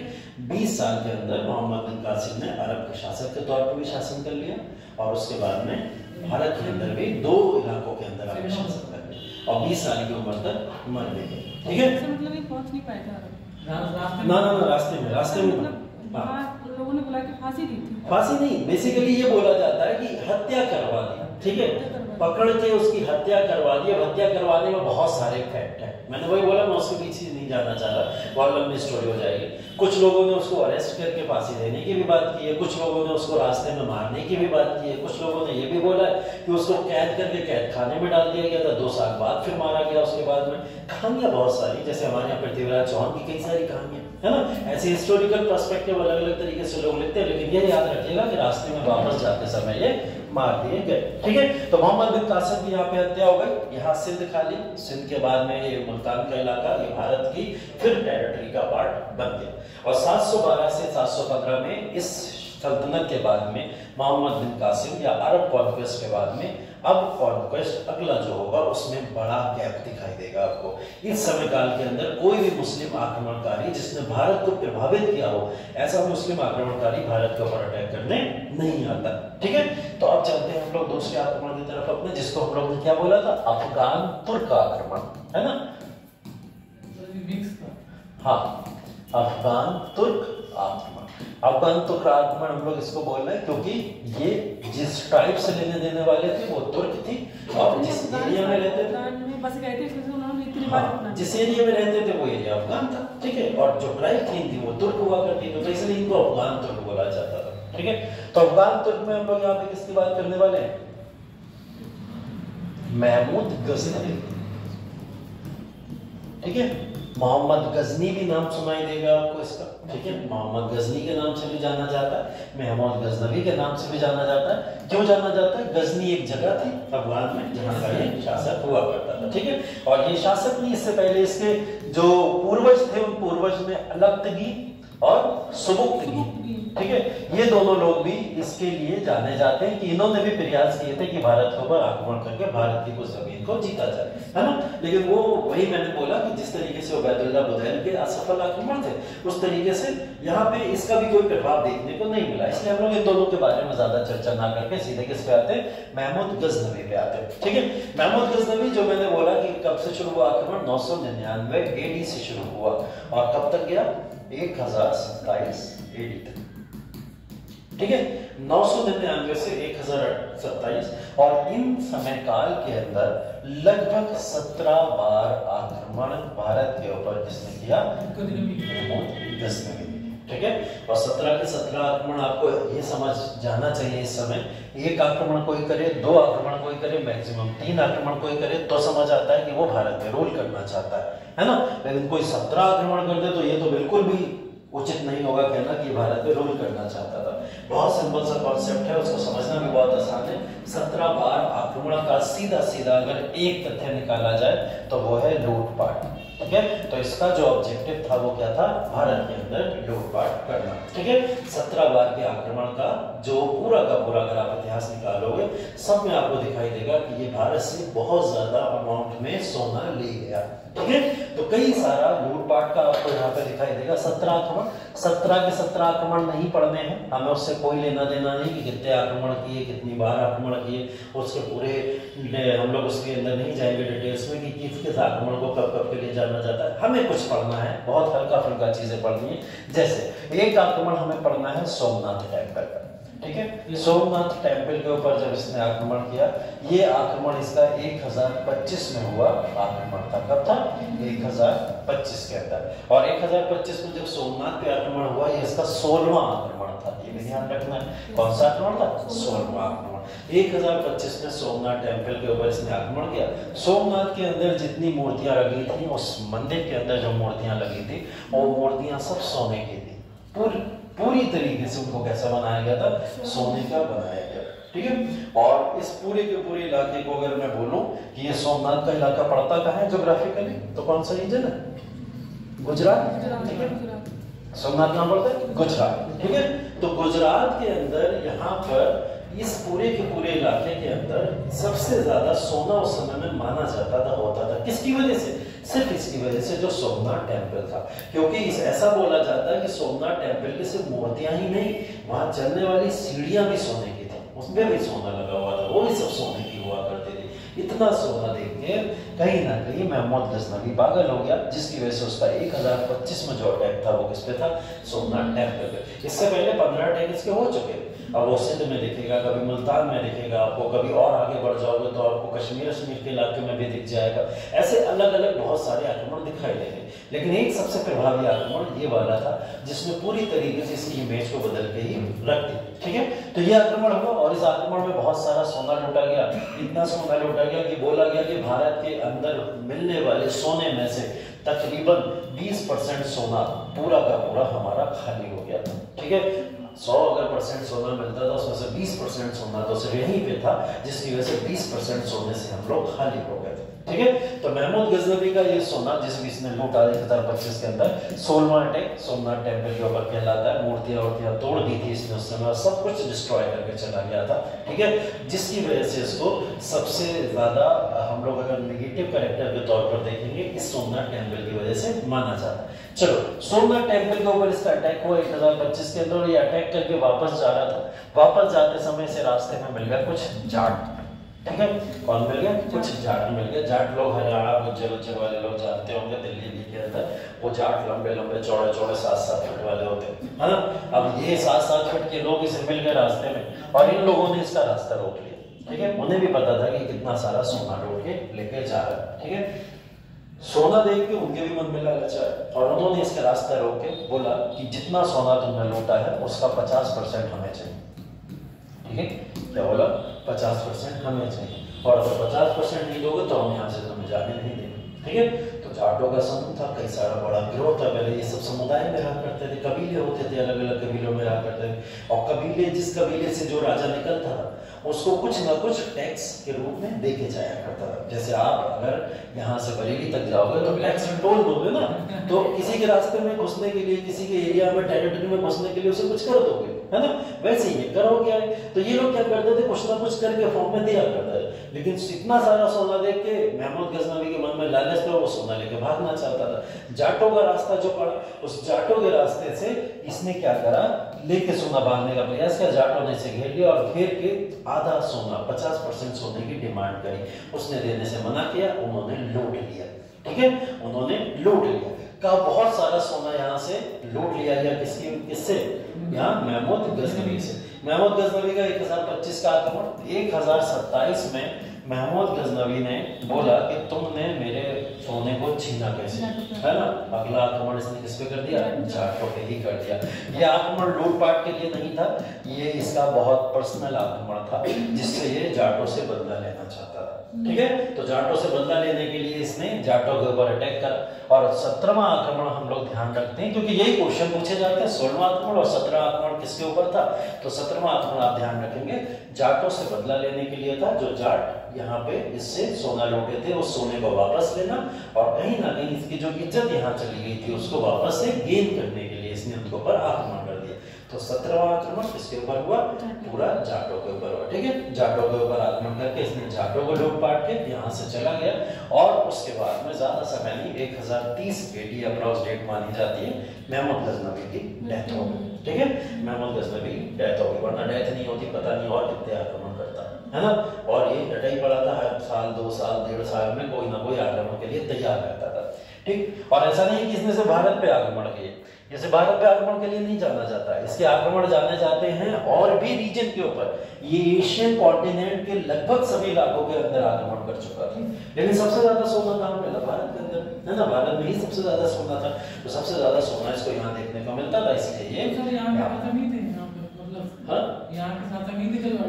नहीं, बिल्कुल थे। मैंने क्या बोला, रीजनल डिस्पैरिटी थी ना हमारी। अब गुजरात का शासक मदद मांग रहा है मुल्तान वाले से या सिंध वाले से, वो मदद ही नहीं करने को तैयार है। वो अपनी चौड़ में कि भाई हम क्यों करें तुम्हारी मदद, है ना। उन्हें अपना भी तो ये बचाना, उन्हें लगा कि अगर हमने मदद करी तो कल को ऐसा ना हो कि महमूद गजनवी हम पे अटैक कर दे। तो सबको अपनी अपनी पड़ी थी वहाँ। अगर यूनाइट उस समय लोग हो गए होते तो शायद कभी मुस्लिम आक्रमण भारत में होता ही, कभी इस्लामिक इन्वेजन होता ही नहीं और ऐसे आक्रमणकारी भारत में आते ही नहीं। कभी ईस्ट इंडिया कंपनी भारत में रूल नहीं करती। अगर लोग एक हो गए होते उस समय में, कहीं ना कहीं यूनिफिकेशन हो गया होता, यूनाइटेड हो गए। यही तो नहीं हुआ भारत के अंदर, यही समस्या है। तो महमूद गजनवी इसने भी यहाँ पे आक्रमण किए। तो अभी तक 2 आक्रमण आप लोगों ने देखे, एक अरब का देखा और अफगान तक का देखा। दोनों में एक बात कॉमन थी, स्थायी तरीके से कोई शासन करने नहीं आया। ठीक है, लोग आ रहे हैं, उनका ऑब्जेक्टिव क्या है? या तो 3G वाला थोड़ा बहुत समझ लो, अगर समझना, या फिर आप समझ लो कि ये लोग अटैकर्स के तौर पर लूटपाट करने के लिए भारत भारत के अंदर एंटर किए होंगे और लूटपाट करके भारत से चले गए होंगे। ठीक है, तो ये दूसरा आक्रमण भी हो गया। तीसरा आक्रमण हम लोग यहाँ पे पढ़ेंगे वो किसका है? तुर्कों का आक्रमण या तुर्क्स इन्वेजन जिसको हम लोग बोलते हैं। ठीक है, अब ये बहुत इंटरेस्टिंग है और इंटरेस्टिंग के साथ में इंपॉर्टेंट भी बहुत ज्यादा है। ठीक है, क्योंकि तुर्कों का आक्रमण ही भारत के ऊपर आपकी स्थायी सत्ता को प्रभावित करेगा और स्थायी सत्ता रखेगा, उसी की नींव रखेगा। तुर्कों के आक्रमण की बात करते हैं तो नाम आ जाता है मोहम्मद गौरी। ठीक है, मोहम्मद गौरी। ठीक है, मोहम्मद गौरी, जो मोहम्मद गौरी यहाँ पे भारत के ऊपर आक्रमण करता है, इसका भी लेना देना गौड़ वंश है। ठीक है, यहाँ का नहीं, जो कि कहाँ का? तुर्कों का। मैंने वही बताया, तुर्कमेनिस्तान, उज्बेकिस्तान, सबके टेरिटरी के मिला के एक वंश वहाँ पे भी रूल करता था। तो ये वहाँ का शासक था। ठीक है, मोहम्मद गौरी यहाँ का शासक था और तुर्क इन्वेजन के लिए भारत के ऊपर इसने जब अटैक करना शुरू किए, ये अटैक मैंने कब से बताया आपको? 1175। ठीक है, 1175 एडी में पहली बार इसका अटैक जो था वो सिंध के ऊपर था। 1178 में फिर पहली बार, दूसरी बार इसका जो अटैक था वो मुल्तान के ऊपर था और उसके बाद ये लगभग शांत हो गया। इस तरीके से पूरा का पूरा शांत दिखाई देता है और भारत के ऊपर किसी भी तरीके के आक्रमण से बचता है। ठीक है, लेकिन फिर भी छोटी मोटी हरकतें इसकी दिखाई जरूर देंगी कि 1182 और 1184 के आसपास इसने कुछ इलाकों के अंदर अपना अटैक करके वहां से राजस्व या फिर थोड़ा बहुत कर लेना शुरू कर दिया था, है ना, हल्का फुल्का आपको प्रभावित देखेगा। ठीक, लेकिन मसला कहां से खराब हुआ? मसला खराब हुआ 1191 एडी से। ठीक है, इतना समय काल इसने दोनों जगह आक्रमण किया, आक्रमण करके सफल नहीं हो पाया। सफल क्यों नहीं हो पाया? क्योंकि इस समय में शासक भी थोड़े बहुत हम लोग कहेंगे कि हाँ ठीक ठाक मिल गए से, जिसकी वजह से ये सफल नहीं हो पाया। गुजरात या सिंध, ये जो इलाके सिंध या मुल्तान के ऊपर अटैक माना जाता है। 1175 में सिंध के साथ साथ में गुजरात पे भी इसने अटैक किया था। ठीक है, सिंध तो पूरी तरीके से थोड़ा बहुत कह लोगे अगर जीत भी लिया, लेकिन गुजरात नहीं जीत पाया। गुजरात ना जीत पाने के पीछे कारण क्या था? वहां का शासक, गुजरात का शासक, और शासक सिर्फ और सिर्फ 7 से 8 साल का एक बच्चा है। ठीक है, जो यहाँ पे शासन कर रहा है। ठीक, गुजरात के अंदर एक शासन कर रहा था 7 से 8 साल का बच्चा, और कहा मोहम्मद गौरी गौड़ डायनेस्टी का इतना बड़ा शासक। तो इतिहास में कब क्या दिख जाए आपको कुछ समझ नहीं आता। अभी जैसे मोहम्मद बिन कासिम 17 से 20 साल में पूरी दुनिया जीत के चला गया एक तरीके से, और एक 7-8 साल का बच्चा इतने बड़े आक्रमण से बचा लेता है। ठीक है, यहाँ पे एक शासक थे 7 से 8 वर्ष के मात्र। इनकी माता जी का नाम तो पहले याद रखिए, क्योंकि इसके पीछे की नायिका वही है जिनको नायिका देवी के नाम से जाना जाता है। ठीक है, इनकी माता जी जो ओरिजिनल रूलर के तौर पर यहाँ पे जानी जाती है, इनको ओरिजिनल रूलर के तौर पर यहाँ पे माना जाता है। ठीक है, नायिका देवी के पुत्र जिनका नाम था देव सेकंड। ठीक है, देव सेकंड या देव बर्मन सेकंड के नाम से भी जान सकते हो आप इनको। ठीक है, तो ये यहाँ पे शासन किया करते थे। ठीक है, तो ये 7-8 साल का बच्चा। प्रथम की बात करेंगे तो प्रथम इनसे भी पहले गए थे, तो इन्होंने यहाँ पे शासन किया था। 7 से 8 साल के ये है, इनको संरक्षण इनकी माता दे रही। इनकी माता के संरक्षण में इन्होंने 1175 में किसको हरा दिया था? मोहम्मद गौरी को हरा दिया था। ठीक है, मोहम्मद गौरी को हराने वाले शासकों में ये जाने जाते हैं। तो भाई यहाँ पे तो हार गया मोहम्मद गौरी, बहुत बेइज्जती हो गई। अगला ट्राई किया था हमने मुल्तान या सिंध जैसे इलाकों में, वहां पे भी कहीं ना कहीं उसको असफलता देखने को मिली, तो उसने प्रयास ही छोड़ दिए। उसने बोला भारत को जीतना लगभग मेरे लिए इम्पॉसिबल सा है, छोटा सा बच्चा मार के चला जा रहा है, फिर तो बड़े बड़े शासकों से क्या ही टकराया जाएगा, है ना। तो कहीं ना कहीं एक चीज डिमोटिवेशन सा उसको यहाँ पे दिखाई देता है। लेकिन चलो भारत की हिस्टोरिकल थोड़ा बहुत कंडीशन के ऊपर चलते हैं। भारत की हिस्टोरिकल कंडीशन के ऊपर चलें तो ये इलाका जो हमें दिख रहा है दिल्ली का, ये इलाका हमें दिख रहा है कन्नौज का, आगरा का, मथुरा का। इस पूरे इलाके के ऊपर एक शासक का रूल था जिसका नाम था पृथ्वीराज चौहान। ठीक है, पृथ्वीराज चौहान, मतलब मैं बोलूं चौहान वंश इस समय शासन किया करता था अपना भारत के ऊपर। ठीक है, चौहान वंश जब यहाँ शासन किया करता था, पृथ्वीराज चौहान ने अपना शासन यहाँ स्थापित किया था। पृथ्वीराज चौहान अगर मैं कहूँ तो राजपूत वंश से लेने देने वाले, राजपूत वंशज। ठीक है, और उन्होंने दिल्ली और इस आगरा जैसे इलाके के या उत्तर प्रदेश के बहुत सारे इलाके को अपना शासन के अंदर लिया हुआ था। ठीक है, तो ये पूरा का पूरा इलाका इनका था। तो इनसे बोला गया पृथ्वीराज चौहान से कि इनके एक भाई थे, चचेरे भाई, ठीक है, जिनका नाम था जयचंद। क्या नाम था? जयचंद के कजिन ब्रदर थे। कजिन ब्रदर होने के नाते इन्होंने क्या करा, आगरा और कन्नौज का इलाका किसको दे दिया, जयचंद को। बोले आगरा और कन्नौज में तुम जाके शासन करो। कन्नौज के राजा, ठीक है, जयचंद को कन्नौज का राजा भी बताया जाता है, ठीक है। तो इन्होंने किसको बोल दिया, चौहान वंश का एक और विभाजन यहाँ पे कर दिया पृथ्वीराज चौहान ने खुद। दिल्ली तो अपने पास में रखी कैपिटल के फॉर्म में, लेकिन आगरा या कन्नौज किसको दे दिया, जयचंद को दे दिया। तो जयचंद के पास में कन्नौज या आगरा का इलाका है और इस कन्नौज या आगरे के इलाके को जयचंद यहाँ पे लीड करता था, ठीक है। लेकिन भाई जितना मिल जाए उतना तो है ना, वो लालच कहीं ना कहीं मन में रहता ही रहता। जयचंद के मन में ये लालच था कि पूरी की पूरी सत्ता चौहान वंश की मुझे मिल जाए, ठीक है। इस लालच को कभी पृथ्वीराज चौहान समझ नहीं पाए और ये ना समझी की वजह से कहीं ना कहीं जयचंद से उन्हें एक घात देखने को मिलता है या आघात देखने को मिलता है। जयचंद यहाँ पर दिल्ली कब्जाना चाहते थे, पृथ्वीराज चौहान से चाहते थे कि पूरा का पूरा शासन इनको मिल जाए। तो इनके पास में रास्ता डायरेक्ट पृथ्वीराज चौहान से लड़ने का नहीं था, क्योंकि ये बहुत अच्छे से जानते हैं कि पृथ्वीराज चौहान से अगर डायरेक्ट लड़ूंगा तो फिर सत्ता के मामले में, पावर के मामले में, हर एक मामले में मजबूत कौन है, पृथ्वीराज चौहान, वो मुझे हरा देगा। तो जयचंद ने एक इनडायरेक्ट रास्ता निकाला। उसने कहा कि 1175 से एक आदमी बहुत परेशान है भारत घुसने के लिए, है ना। हाँ, बोले बहुत परेशान है घुसने के लिए, क्यों ना मौके का फायदा उठाया जाए, ठीक है।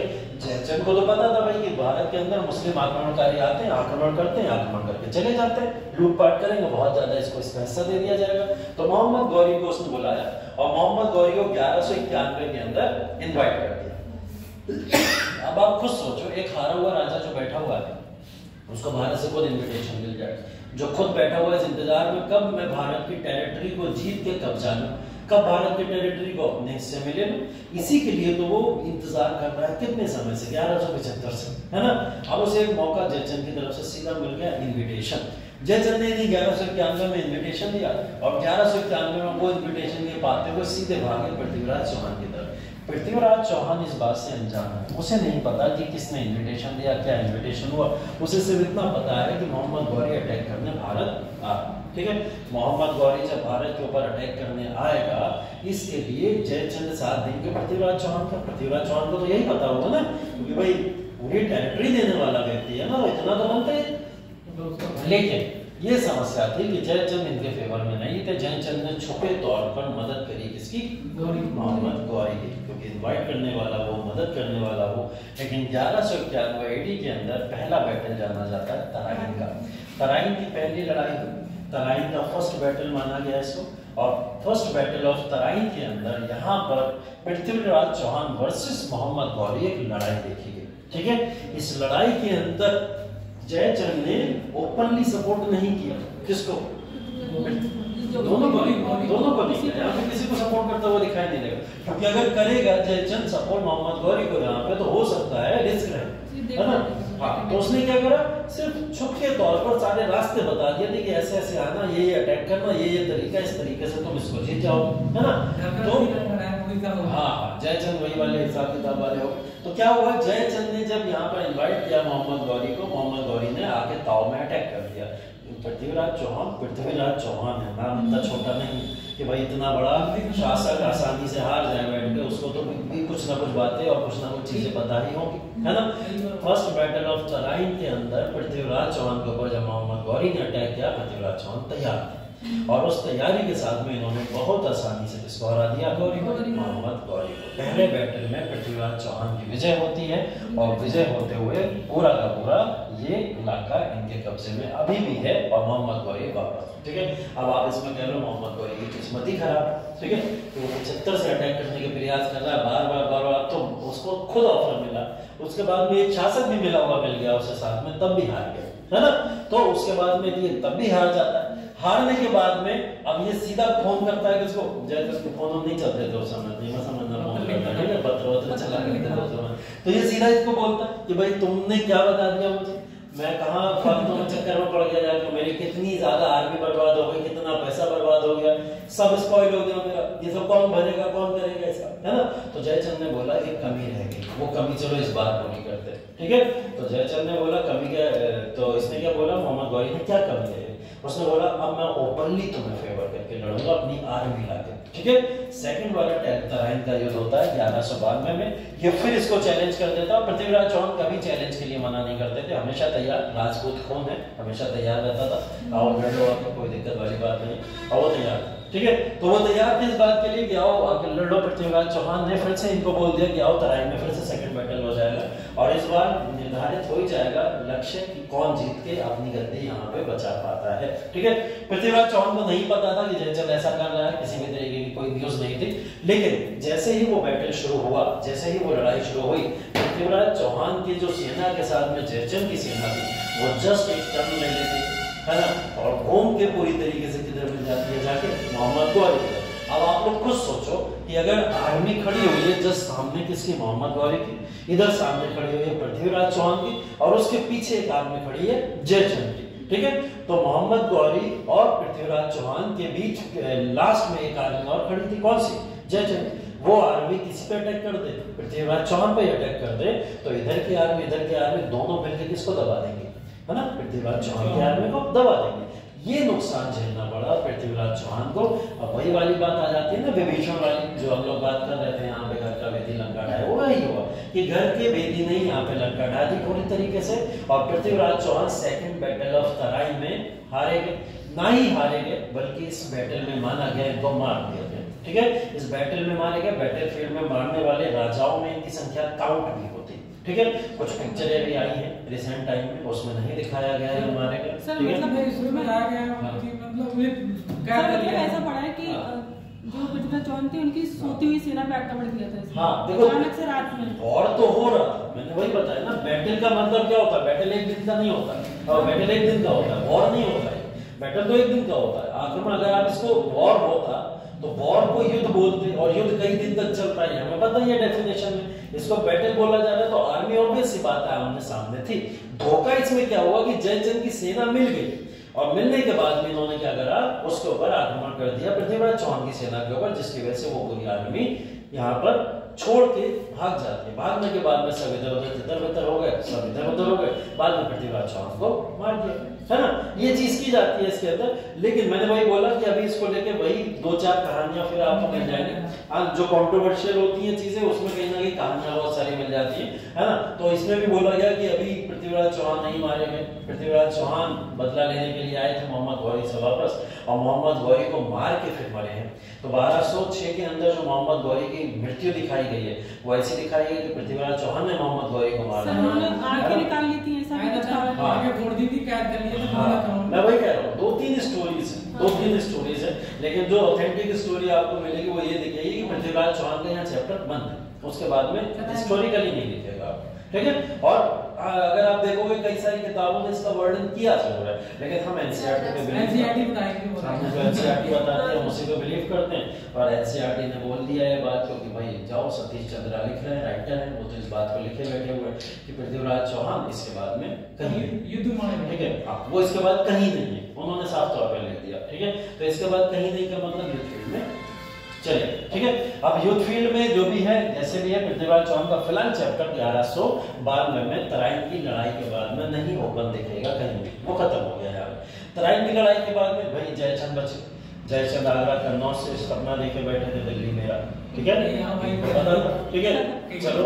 हाँ, अब क्या हुआ, जयचंद ने भाई बैठे इनके साथ में मोहम्मद गौरी के साथ में, ठीक है, मोहम्मद गौरी के साथ में बैठ के चाय की चुस्की ले रहे हैं आराम से बसे, है ना, और बैठ के चर्चा चल रही है कि दिल्ली का कौन सा इलाका तुम्हें चाहिए, कौन सा इलाका हमें चाहिए, आगरा किसके पास रहेगा, क्या रहेगा, ये सब बातें जब शुरू हुई तो मोहम्मद गौरी ने बोला किसके पास रहेगा का क्या मतलब, मेरे पास रहेगा, है ना, आया क्यों है, जिनका मुंह खुला रह गया पूरा, हाँ मोह हो गया।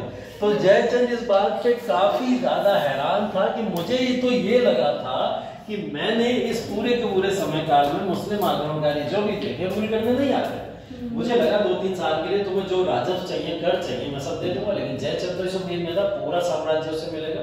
मोहम्मद गौरी ने बोला नहीं भाई, साम्राज्य में 1175 से पागल हूँ जो वेट करता हूँ, लगातार अटैक करके तुम्हें समझ नहीं आया अभी तक, ठीक है।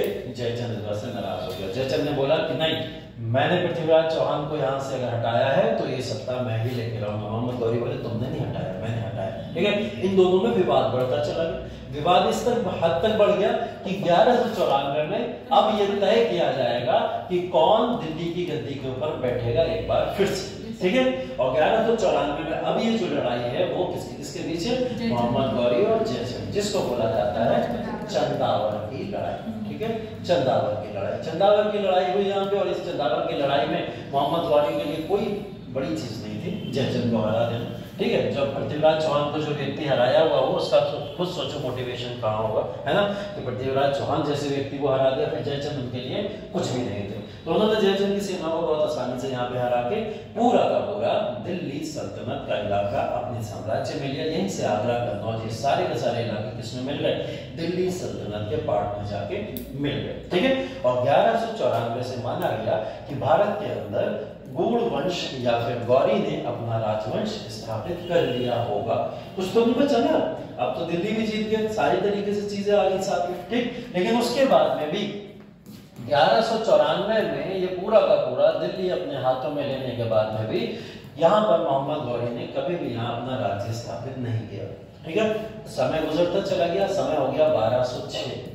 यहाँ पे 1206 तक जो दुश्मन बीच में मिलते चले जाते थे उनको खत्म करते चले जाते थे, लेकिन कभी भी इन्होंने अभी अपना राज्य स्थापित नहीं किया किसी भी तरीके से। ठीक, मोहम्मद गौरी अकेले इस वॉर को जीतने के लिए कैपेबल नहीं थे। इनके साथ में 2 लोग और आए हुए थे जिन्होंने इस वॉर को जीतने के लिए इनको इस कैपेबल बनाया। वो आर्मी के सबसे बड़े लोगों में से कुतुबुद्दीन ऐबक एक नाम है। कुतुबुद्दीन ऐबक बहुत पॉपुलर शासक के तौर पर अभी आप देखेंगे किसके साथ आए थे? मोहम्मद गौरी के साथ में, जब इन्हें पृथ्वीराज चौहान और जयचंद को हराना था। तो आपसे पूछा जाए कि कुतुबुद्दीन ऐबक क्या तराइन थी और चंदावर की लड़ाई में थे? तो हाँ, बिल्कुल थे। ठीक है, बिल्कुल थे। इसके बाद में बख्तियार खिलजी। ठीक है, बख्तियार खिलजी दूसरा नाम है। बख्तियार खिलजी भी इनके साथ में थे। 2 लोग इनके साथ में कमांडर इन चीफ के तौर पर आए थे जिन्होंने भारत के अंदर आके अपने अपने राज्य स्थापित किए। जैसे मोहम्मद गौरी ने जब 1194 में पूरा इलाका जीत लिया तो कुतुबुद्दीन ऐबक को बोला कि नदन वेस्टर्न इलाका, पूर्वी पश्चिमी इलाका ऐबक तुम्हारे हवाले, तुम संभाल लो इसको। ठीक है, इसने क्या करा? नदन वेस्टर्न का इलाका पूरा किसको दे दिया? कुतुबुद्दीन ऐबक को। इसके बाद में बख्तियार खिलजी को इलाका दे दिया ईस्टर्न इलाका। कौन सा इलाका? ईस्टर्न इलाका। भारत के पूर्व का इलाका किसको मिल गया? बख्तियार खिलजी को।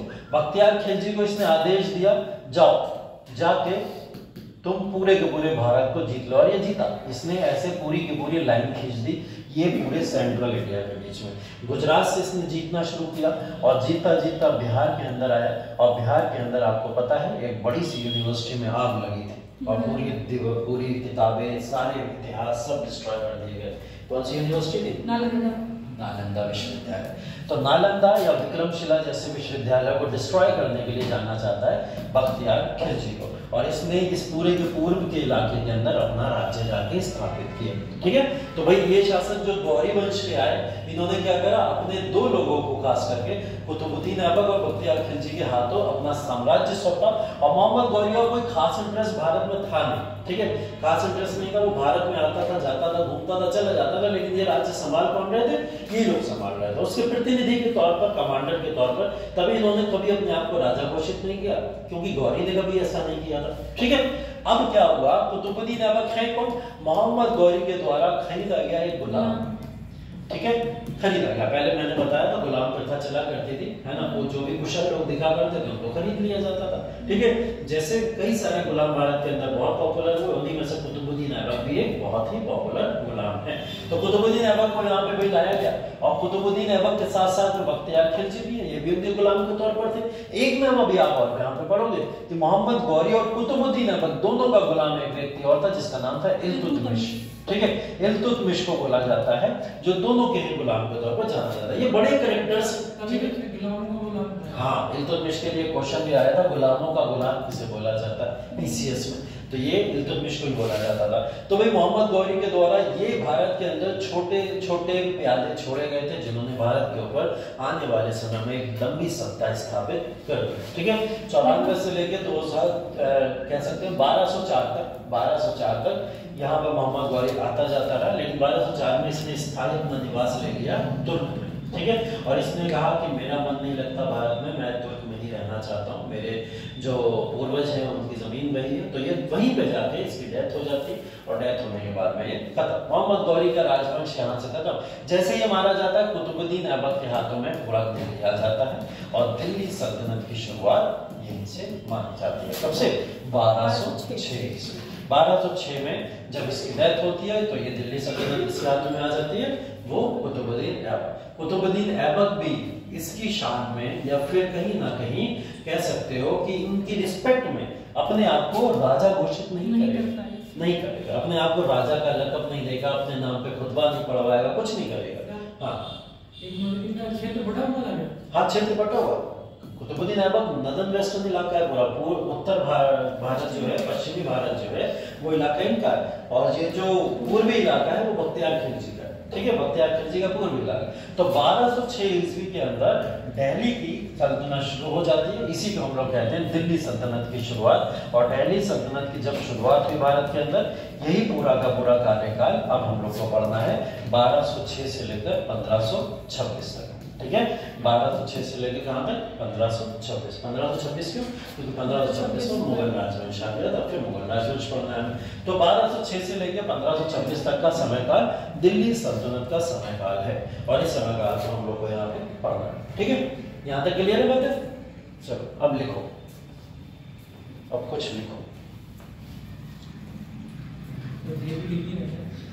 नहीं, अब तुम लोग को नोट्स बनवाया करूँगा, ये वाला लिखना तो शॉर्ट नोट्स में चलेगा, है ना? यह लिखवाया जाएगा, पीडीएफ नहीं मिलेगी तुम लोग कुछ भी लिखो क्लास में। लाओ, कैसे अगरबत्ती लाओ, इसे जला के बैठो।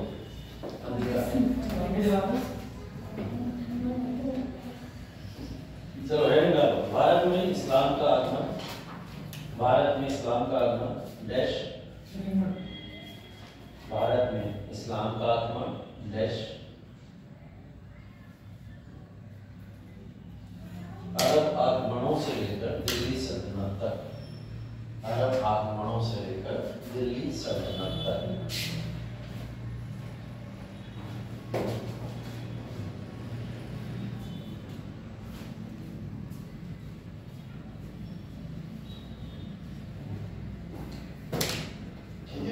मिनी इफेक्ट नहीं लिखाऊंगा, सिर्फ मेजर लिखाऊंगा, मिनी मैंने बता दिया आपको। इसमें भारत में इस्लाम का आगमन, भारत में इस्लाम का आगमन अरब सेनाओं के आगमन के साथ शुरू हुआ, अरब सेनाओं के आगमन के साथ शुरू हुआ।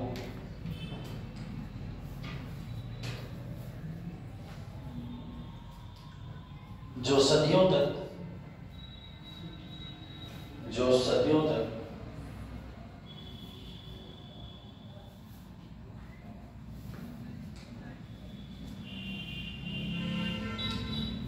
छोटे भारतीय राज्यों के साथ युद्ध में लगे रहे, छोटे भारतीय राज्यों के साथ युद्ध में लगे रहे।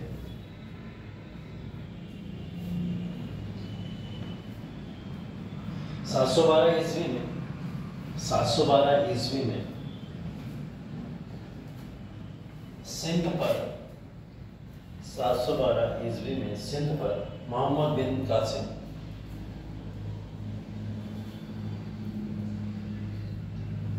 ने अरब शासन की स्थापना की। मोहम्मद बिन कासिम ने अरब शासन की स्थापना की।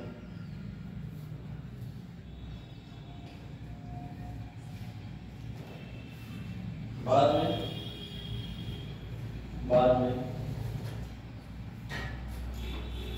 महमूद गजनी के नेतृत्व में, बाद में महमूद गजनी के नेतृत्व में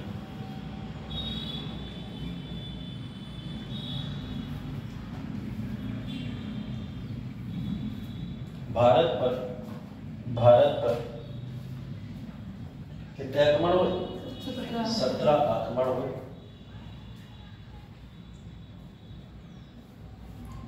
17 आक्रमण हुए। आगे देखो, मोहम्मद गौरी के नेतृत्व में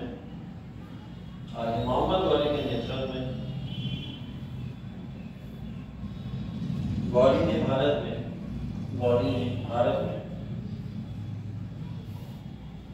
इस्लामी शासन को आगे बढ़ाया, जिसके परिणाम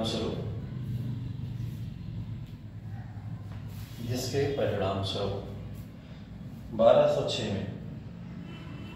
1206 में कुतुबुद्दीन ऐबक ने इसके परिणाम स्वरूप 1206 में कुतुबुद्दीन ऐबक ने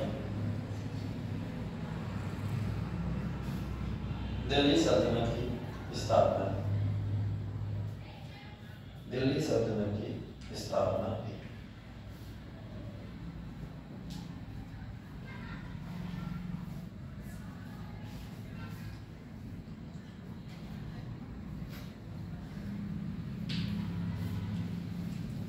ठीक है, छोटी सी हेडिंग डाल लो, भारत में मोहम्मद बिन कासिम।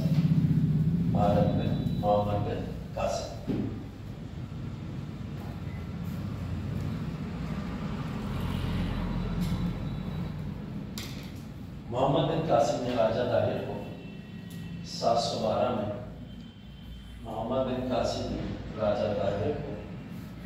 712 में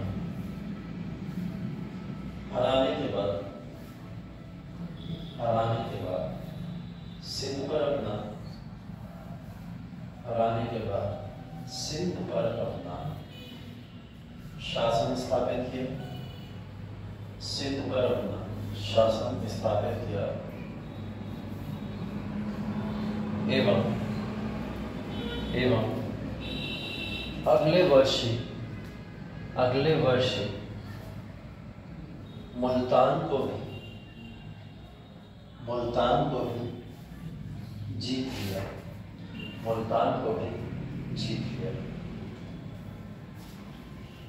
मोहम्मद बिन कासिम के द्वारा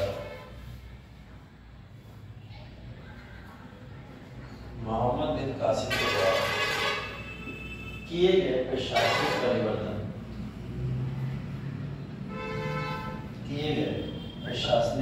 परिवर्तन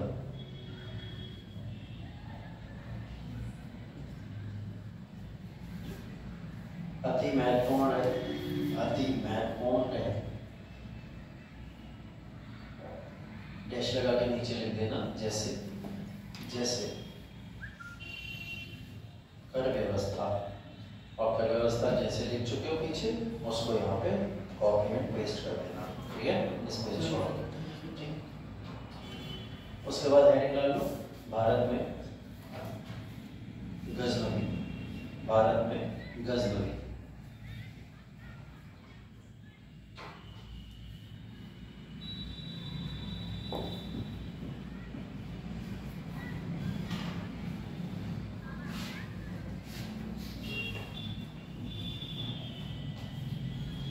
सुबुक्तगीन के पुत्र महमूद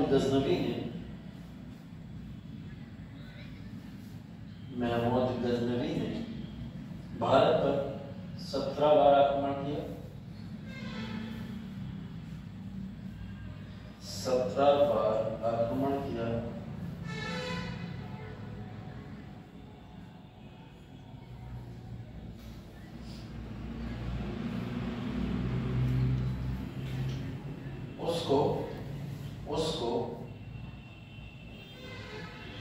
उसको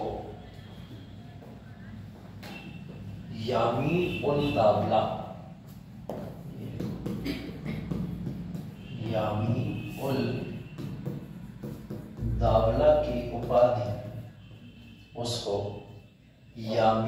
उल दावला की उपाधि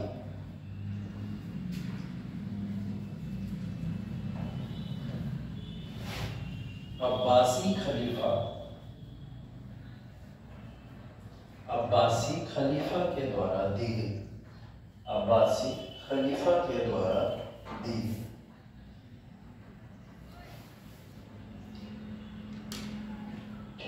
अगर अब कभी क्वेश्चन आपसे पूछा जाए कि यामिनी राजवंश कौन सा राजवंश था, तो आप लोग किसका राजवंश बता सकते हो? महमूद गजनवी का राजवंश यामिनी राजवंश में कहला सकता है, इसी उपाधि के बाद में कहलाया है। ठीक है, तो इसको बताने की जरूरत नहीं, आराम से लिख सकते हो। आगे लिखिए, 2-3 पॉइंट इसमें इंपॉर्टेंट है, वो लिख लीजिए। जैसे पहले लिखिए, इसमें एक पॉइंट डालिए इसी के संबंध में। 1001 ईस्वी में 1001 ईस्वी में जयपाल के साथ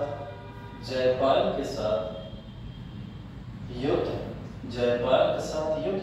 इसके 17 आक्रमणों में से हम उन आक्रमणों की चर्चा कर रहे हैं जो एग्जाम में पूछे जा सकते हैं। जैसे 1001 ईस्वी में जयपाल के साथ युद्ध। जयपाल कहाँ का शासक?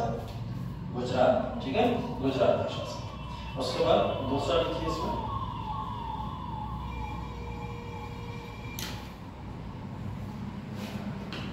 उसने नगरकोट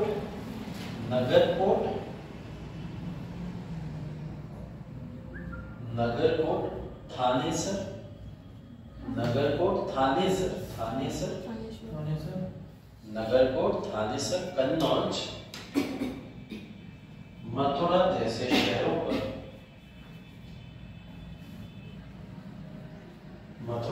शहरों पर हमला किया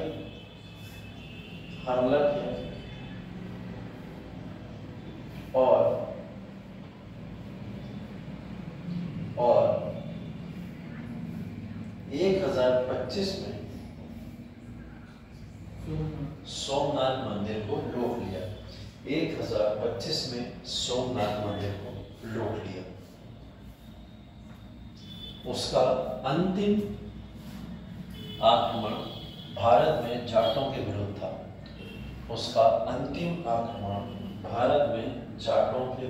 था। ब्रैकेट में 1027 में 1027। ठीक है, इसके बाद लिखिए भारत में गौरी।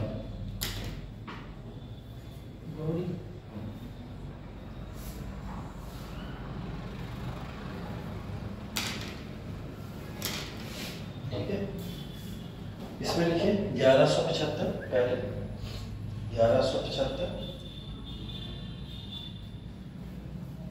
1175 मोहम्मद गौरी का पहला आक्रमण कहलाता है।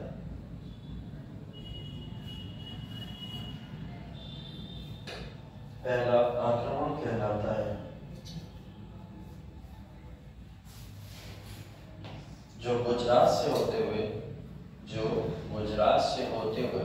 मुल्तान और सिंध की तरफ था।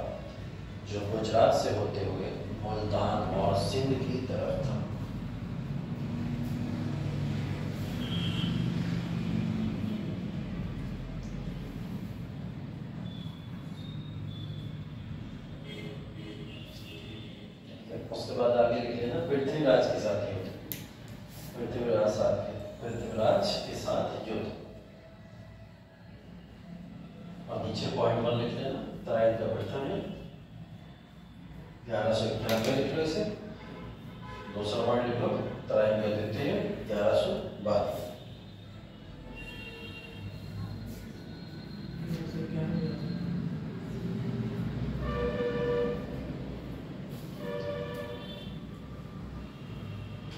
ठीक, बाद में लिख लेना 1194।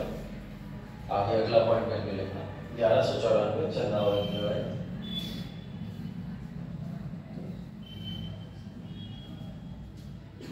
तो 92 के बाद 94 चंदावल की लड़ाई। मोहम्मद गौरी एवं जयचंद। ठीक है,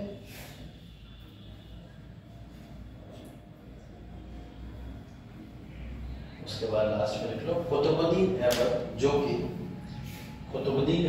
जो कि मोहम्मद गौरी का गुलाम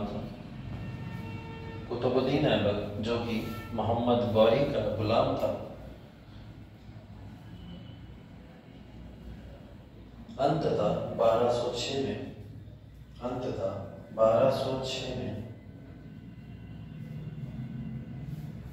दिल्ली सल्तनत की स्थापना करता है। दिल्ली सल्तनत की स्थापना करता है। दिल्ली सल्तनत की स्थापना करता है। हाँ, दिल्ली सल्तनत की स्थापना करता है।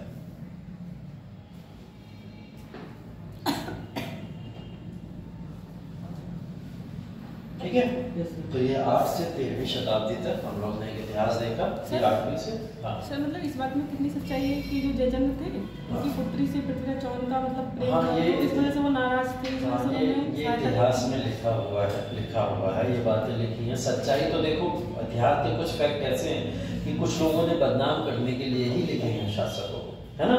जैसे मलिक मोहम्मद जैसी ने काफी कहानियां लिखी थी, है ना, वो उसके अंदर साफ साफ लिखा था कि वास्तविक नहीं है। ऐसे ही कुछ कहानियां इनके बारे में भी लिखी गई। ऐसा बोला जाता है कि पृथ्वीराज चौहान ने जयचंद की पुत्री के साथ विवाह किया था, है ना, जिसकी वजह से जयचंद नाराज थे और इस वजह से इन्होंने इनके ऊपर अटैक किया था, है ना। ये बात इतनी सत्य मुझे नहीं लगती। मुझे अगर पर्सनल बेसिस पे बोलूं, इतनी सी बात के ऊपर कोई शासक इतना नाराज नहीं हो जाएगा कि पूरे शासन सत्ता के लिए ही वहां से दूसरे शासक को अपने देश को बर्बाद करने के लिए बुला, है ना। होता था, कई सारे आपसी कॉन्फ्लिक्ट मतभेद होते थे, बहुत सारी चीजें होती थी, उनको आपस में बैठ कर सुलझा लिया जाता। और ये पारिवारिक लड़ाई को कोई बैटलफील्ड में नहीं लेके आया, जो मुझे लगता है। तो कारण वो नहीं है कि जिसकी वजह से उन्होंने बुलाया वॉर में, कारण तो दिल्ली की गद्दी होना चाहिए थी जयचंद को, इसलिए बुलाया। लेकिन हाँ, इस बात में कुछ हद तक वास्तविकता मानी जाती है कि पृथ्वीराज चौहान ने उनकी पुत्री के साथ विवाह कर लिया था, जो कि उस समय के रीति रिवाज के हिसाब से एकदम गलत माना गया। आज के समय में भी गलत ही माना जाता है ना, क्योंकि दोनों कजिन ब्रदर्स हैं और उनकी अगर बेटी के साथ में विवाह किया जाएगा तो वो कहीं ना कहीं एक रिश्ते को दूषित करता, तो इस वजह से उसको गलत माना जाता। तो पृथ्वीराज चौहान के ऊपर ये बिलीव है, हाँ बिल्कुल है, कि उन्होंने उनकी पुत्री के साथ विवाह किया था, है। और इस बात के ऊपर वास्तविकता में एनसीईआरटी में आपको नहीं मिलेगी।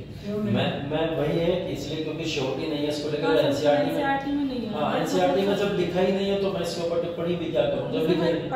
हाँ, अगर एनसीईआरटी में लिखा होता तो मैं बोलता कि हाँ चलो इसमें वास्तविकता। जब नहीं लिखा, दूसरे राइटर्स ने लिखा, तो बहुत सारी चीजें ऐसी हैं जो एनसीईआरटी में नहीं है, बट मतलब अगर पढ़ो तो उस समय की जो मतलब परिस्थिति थे उन लोगों ने अपनी रचनाओं में लिखी है। हाँ, उन्होंने लिखी है, उस समय के लेखकों ने उस तरीके की कंडीशन लिखी है। लेकिन हाँ, इस बात में कितनी सच्चाई है नहीं है उसके ऊपर ज्यादा ध्यान देने से अच्छा हम लोग को पॉलिटिकल हिस्ट्री पढ़नी है, हम लोगों की पारिवारिक हिस्ट्री नहीं पढ़ना है। और बेसिकली एनसीईआरटी मैं तो वही कहूँगा ना, हाँ, एनसीईआरटी के अंदर भी एक जगह एक तथ्य और भी लिखा हुआ है, वो भी मैं बता दे रहा हूँ आपको। एक जगह आप तथ्य देखोगे, सतीश चंद्र की एक किताब है जो आती है मैकग्रा हिल्स की तरफ से, प्राइवेट बुक है उनकी, ठीक है। एक किताब वो एनसीईआरटी के लिए लिखते हैं, उसमें उन्होंने बोला पृथ्वीराज चौहान की मृत्यु होगी, बहुत भीड़ के बाद में मार दी गई। एक किताब में सतीश चंद्र खुद ही लिख रहे हैं कि हराने के बाद में उन्होंने आगरा की गद्दी किसको दे दी थी, पृथ्वीराज चौहान को दे दी थी, और आगरा की गद्दी पे बैठाया। लेकिन पृथ्वीराज चौहान ने फिर से अपनी गद्दी छीनने का प्रयास करा तो उन्होंने कैद करके उन्हें जेल खाने में डलवा दिया, जिसके बाद उन्होंने फांसी दी। ठीक है, ये दो वही राइटर लिख रहा है और दोनों चीजें लिखा है, ठीक है। तो अब वही बात है, इस पर टिप्पणी की जाए या की जाए, क्योंकि सतीश चंद्र ये बात बोलते हैं, जब उनसे ये बात पूछी गई तो उन्होंने बोला सरकारी प्रेशर होता है कुछ चीजों लिखने का, और मैं जब इंडिपेंडेंट को फ्री हूं तो मैं चीजों को अपने हिसाब से लिखता हूं। तो दोनों देखिए, एक राइटर ही खुद कंफ्यूज है कि मुझे क्या लिखना है, तो फिर हम लोग इस पर टिप्पणी करने वाले कौन हो सकते हैं, है ना। तो इस वजह से आप लोग जो ध्यान दीजिए वो अपनी एनसीईआरटी पे दीजिए। हाँ, वो बता कि जयचंद तो घारवाड़ बस का था, चौहान बस के थे, तो कैसे हो गया कि चिट्ठी लगा इसके? कौन? जयचंद। तो उससे क्या हो गया? मैंने बोला राजपूत वंश तो बहुत होते थे, बहुत सारे राजपूत। किसकी बात कर रहे हो आप? जयचंद पृथ्वीराज चौहान की तो बात कर रहे हो। दोनों के राजवंश अलग हो सकते हैं, लेकिन विवाह तो हो सकते हैं ना आपस में एक दूसरे के। उनके पिताजी और उनके पिताजी दोनों एक दूसरे के साथ में जो संबंधित थे वो अलग अलग राजवंशों से संबंधित थे, है ना। तो एक अब आप ब्राह्मणों के अंदर 22 तरीके के तबके होते हैं, ये भी पता है आपको, होते हैं ना। तो क्या कबीर मिश्रा के किसी शर्मा के साथ शादी नहीं करता? या शर्मा के कभी किसी उपाध्याय के साथ शादी नहीं करता? बिस्वे के हिसाब से शादियां तो होती ना।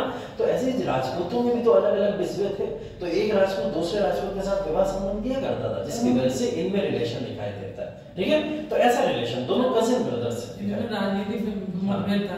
हाँ, बस राजनीतिक मतभेद। मैं क्यों कह रहा हूँ, पारिवारिक मसले में क्यों क्या करना है, हम लोग उसको क्या क्या डिबेट ही क्यों करें? दिल्ली का भी चाहिए नहीं चल देखो बेसिकली वो ये पॉलिटिकल एक डिस्प्यूट है, पॉलिटिकल एक प्रॉब्लम है, पॉलिटिकल हिस्ट्री पढ़नी है, उसके ऊपर जाते हैं। लेकिन हाँ ये बात है, दोनों राजवंश में आपस में जो था कजिन ब्रदर्स का संबंध था, वो गलत नहीं है, वो सही है एकदम। बाकी चीजों पर डिस्प्यूट हो सकता है, इस पर डिस्प्यूट नहीं है, ठीक है। दोनों राजवंश अलग हो सकते हैं, लेकिन वैवाहिक संबंध के साथ में देखा गया दोनों कजिन ब्रदर्स कहलाते। बस इन तक रखें, ठीक है। चलिए थैंक यू सो मच, बाकी क्लास करेंगे। हाँ आला में बताया कि क्या मतलब उसमें हाँ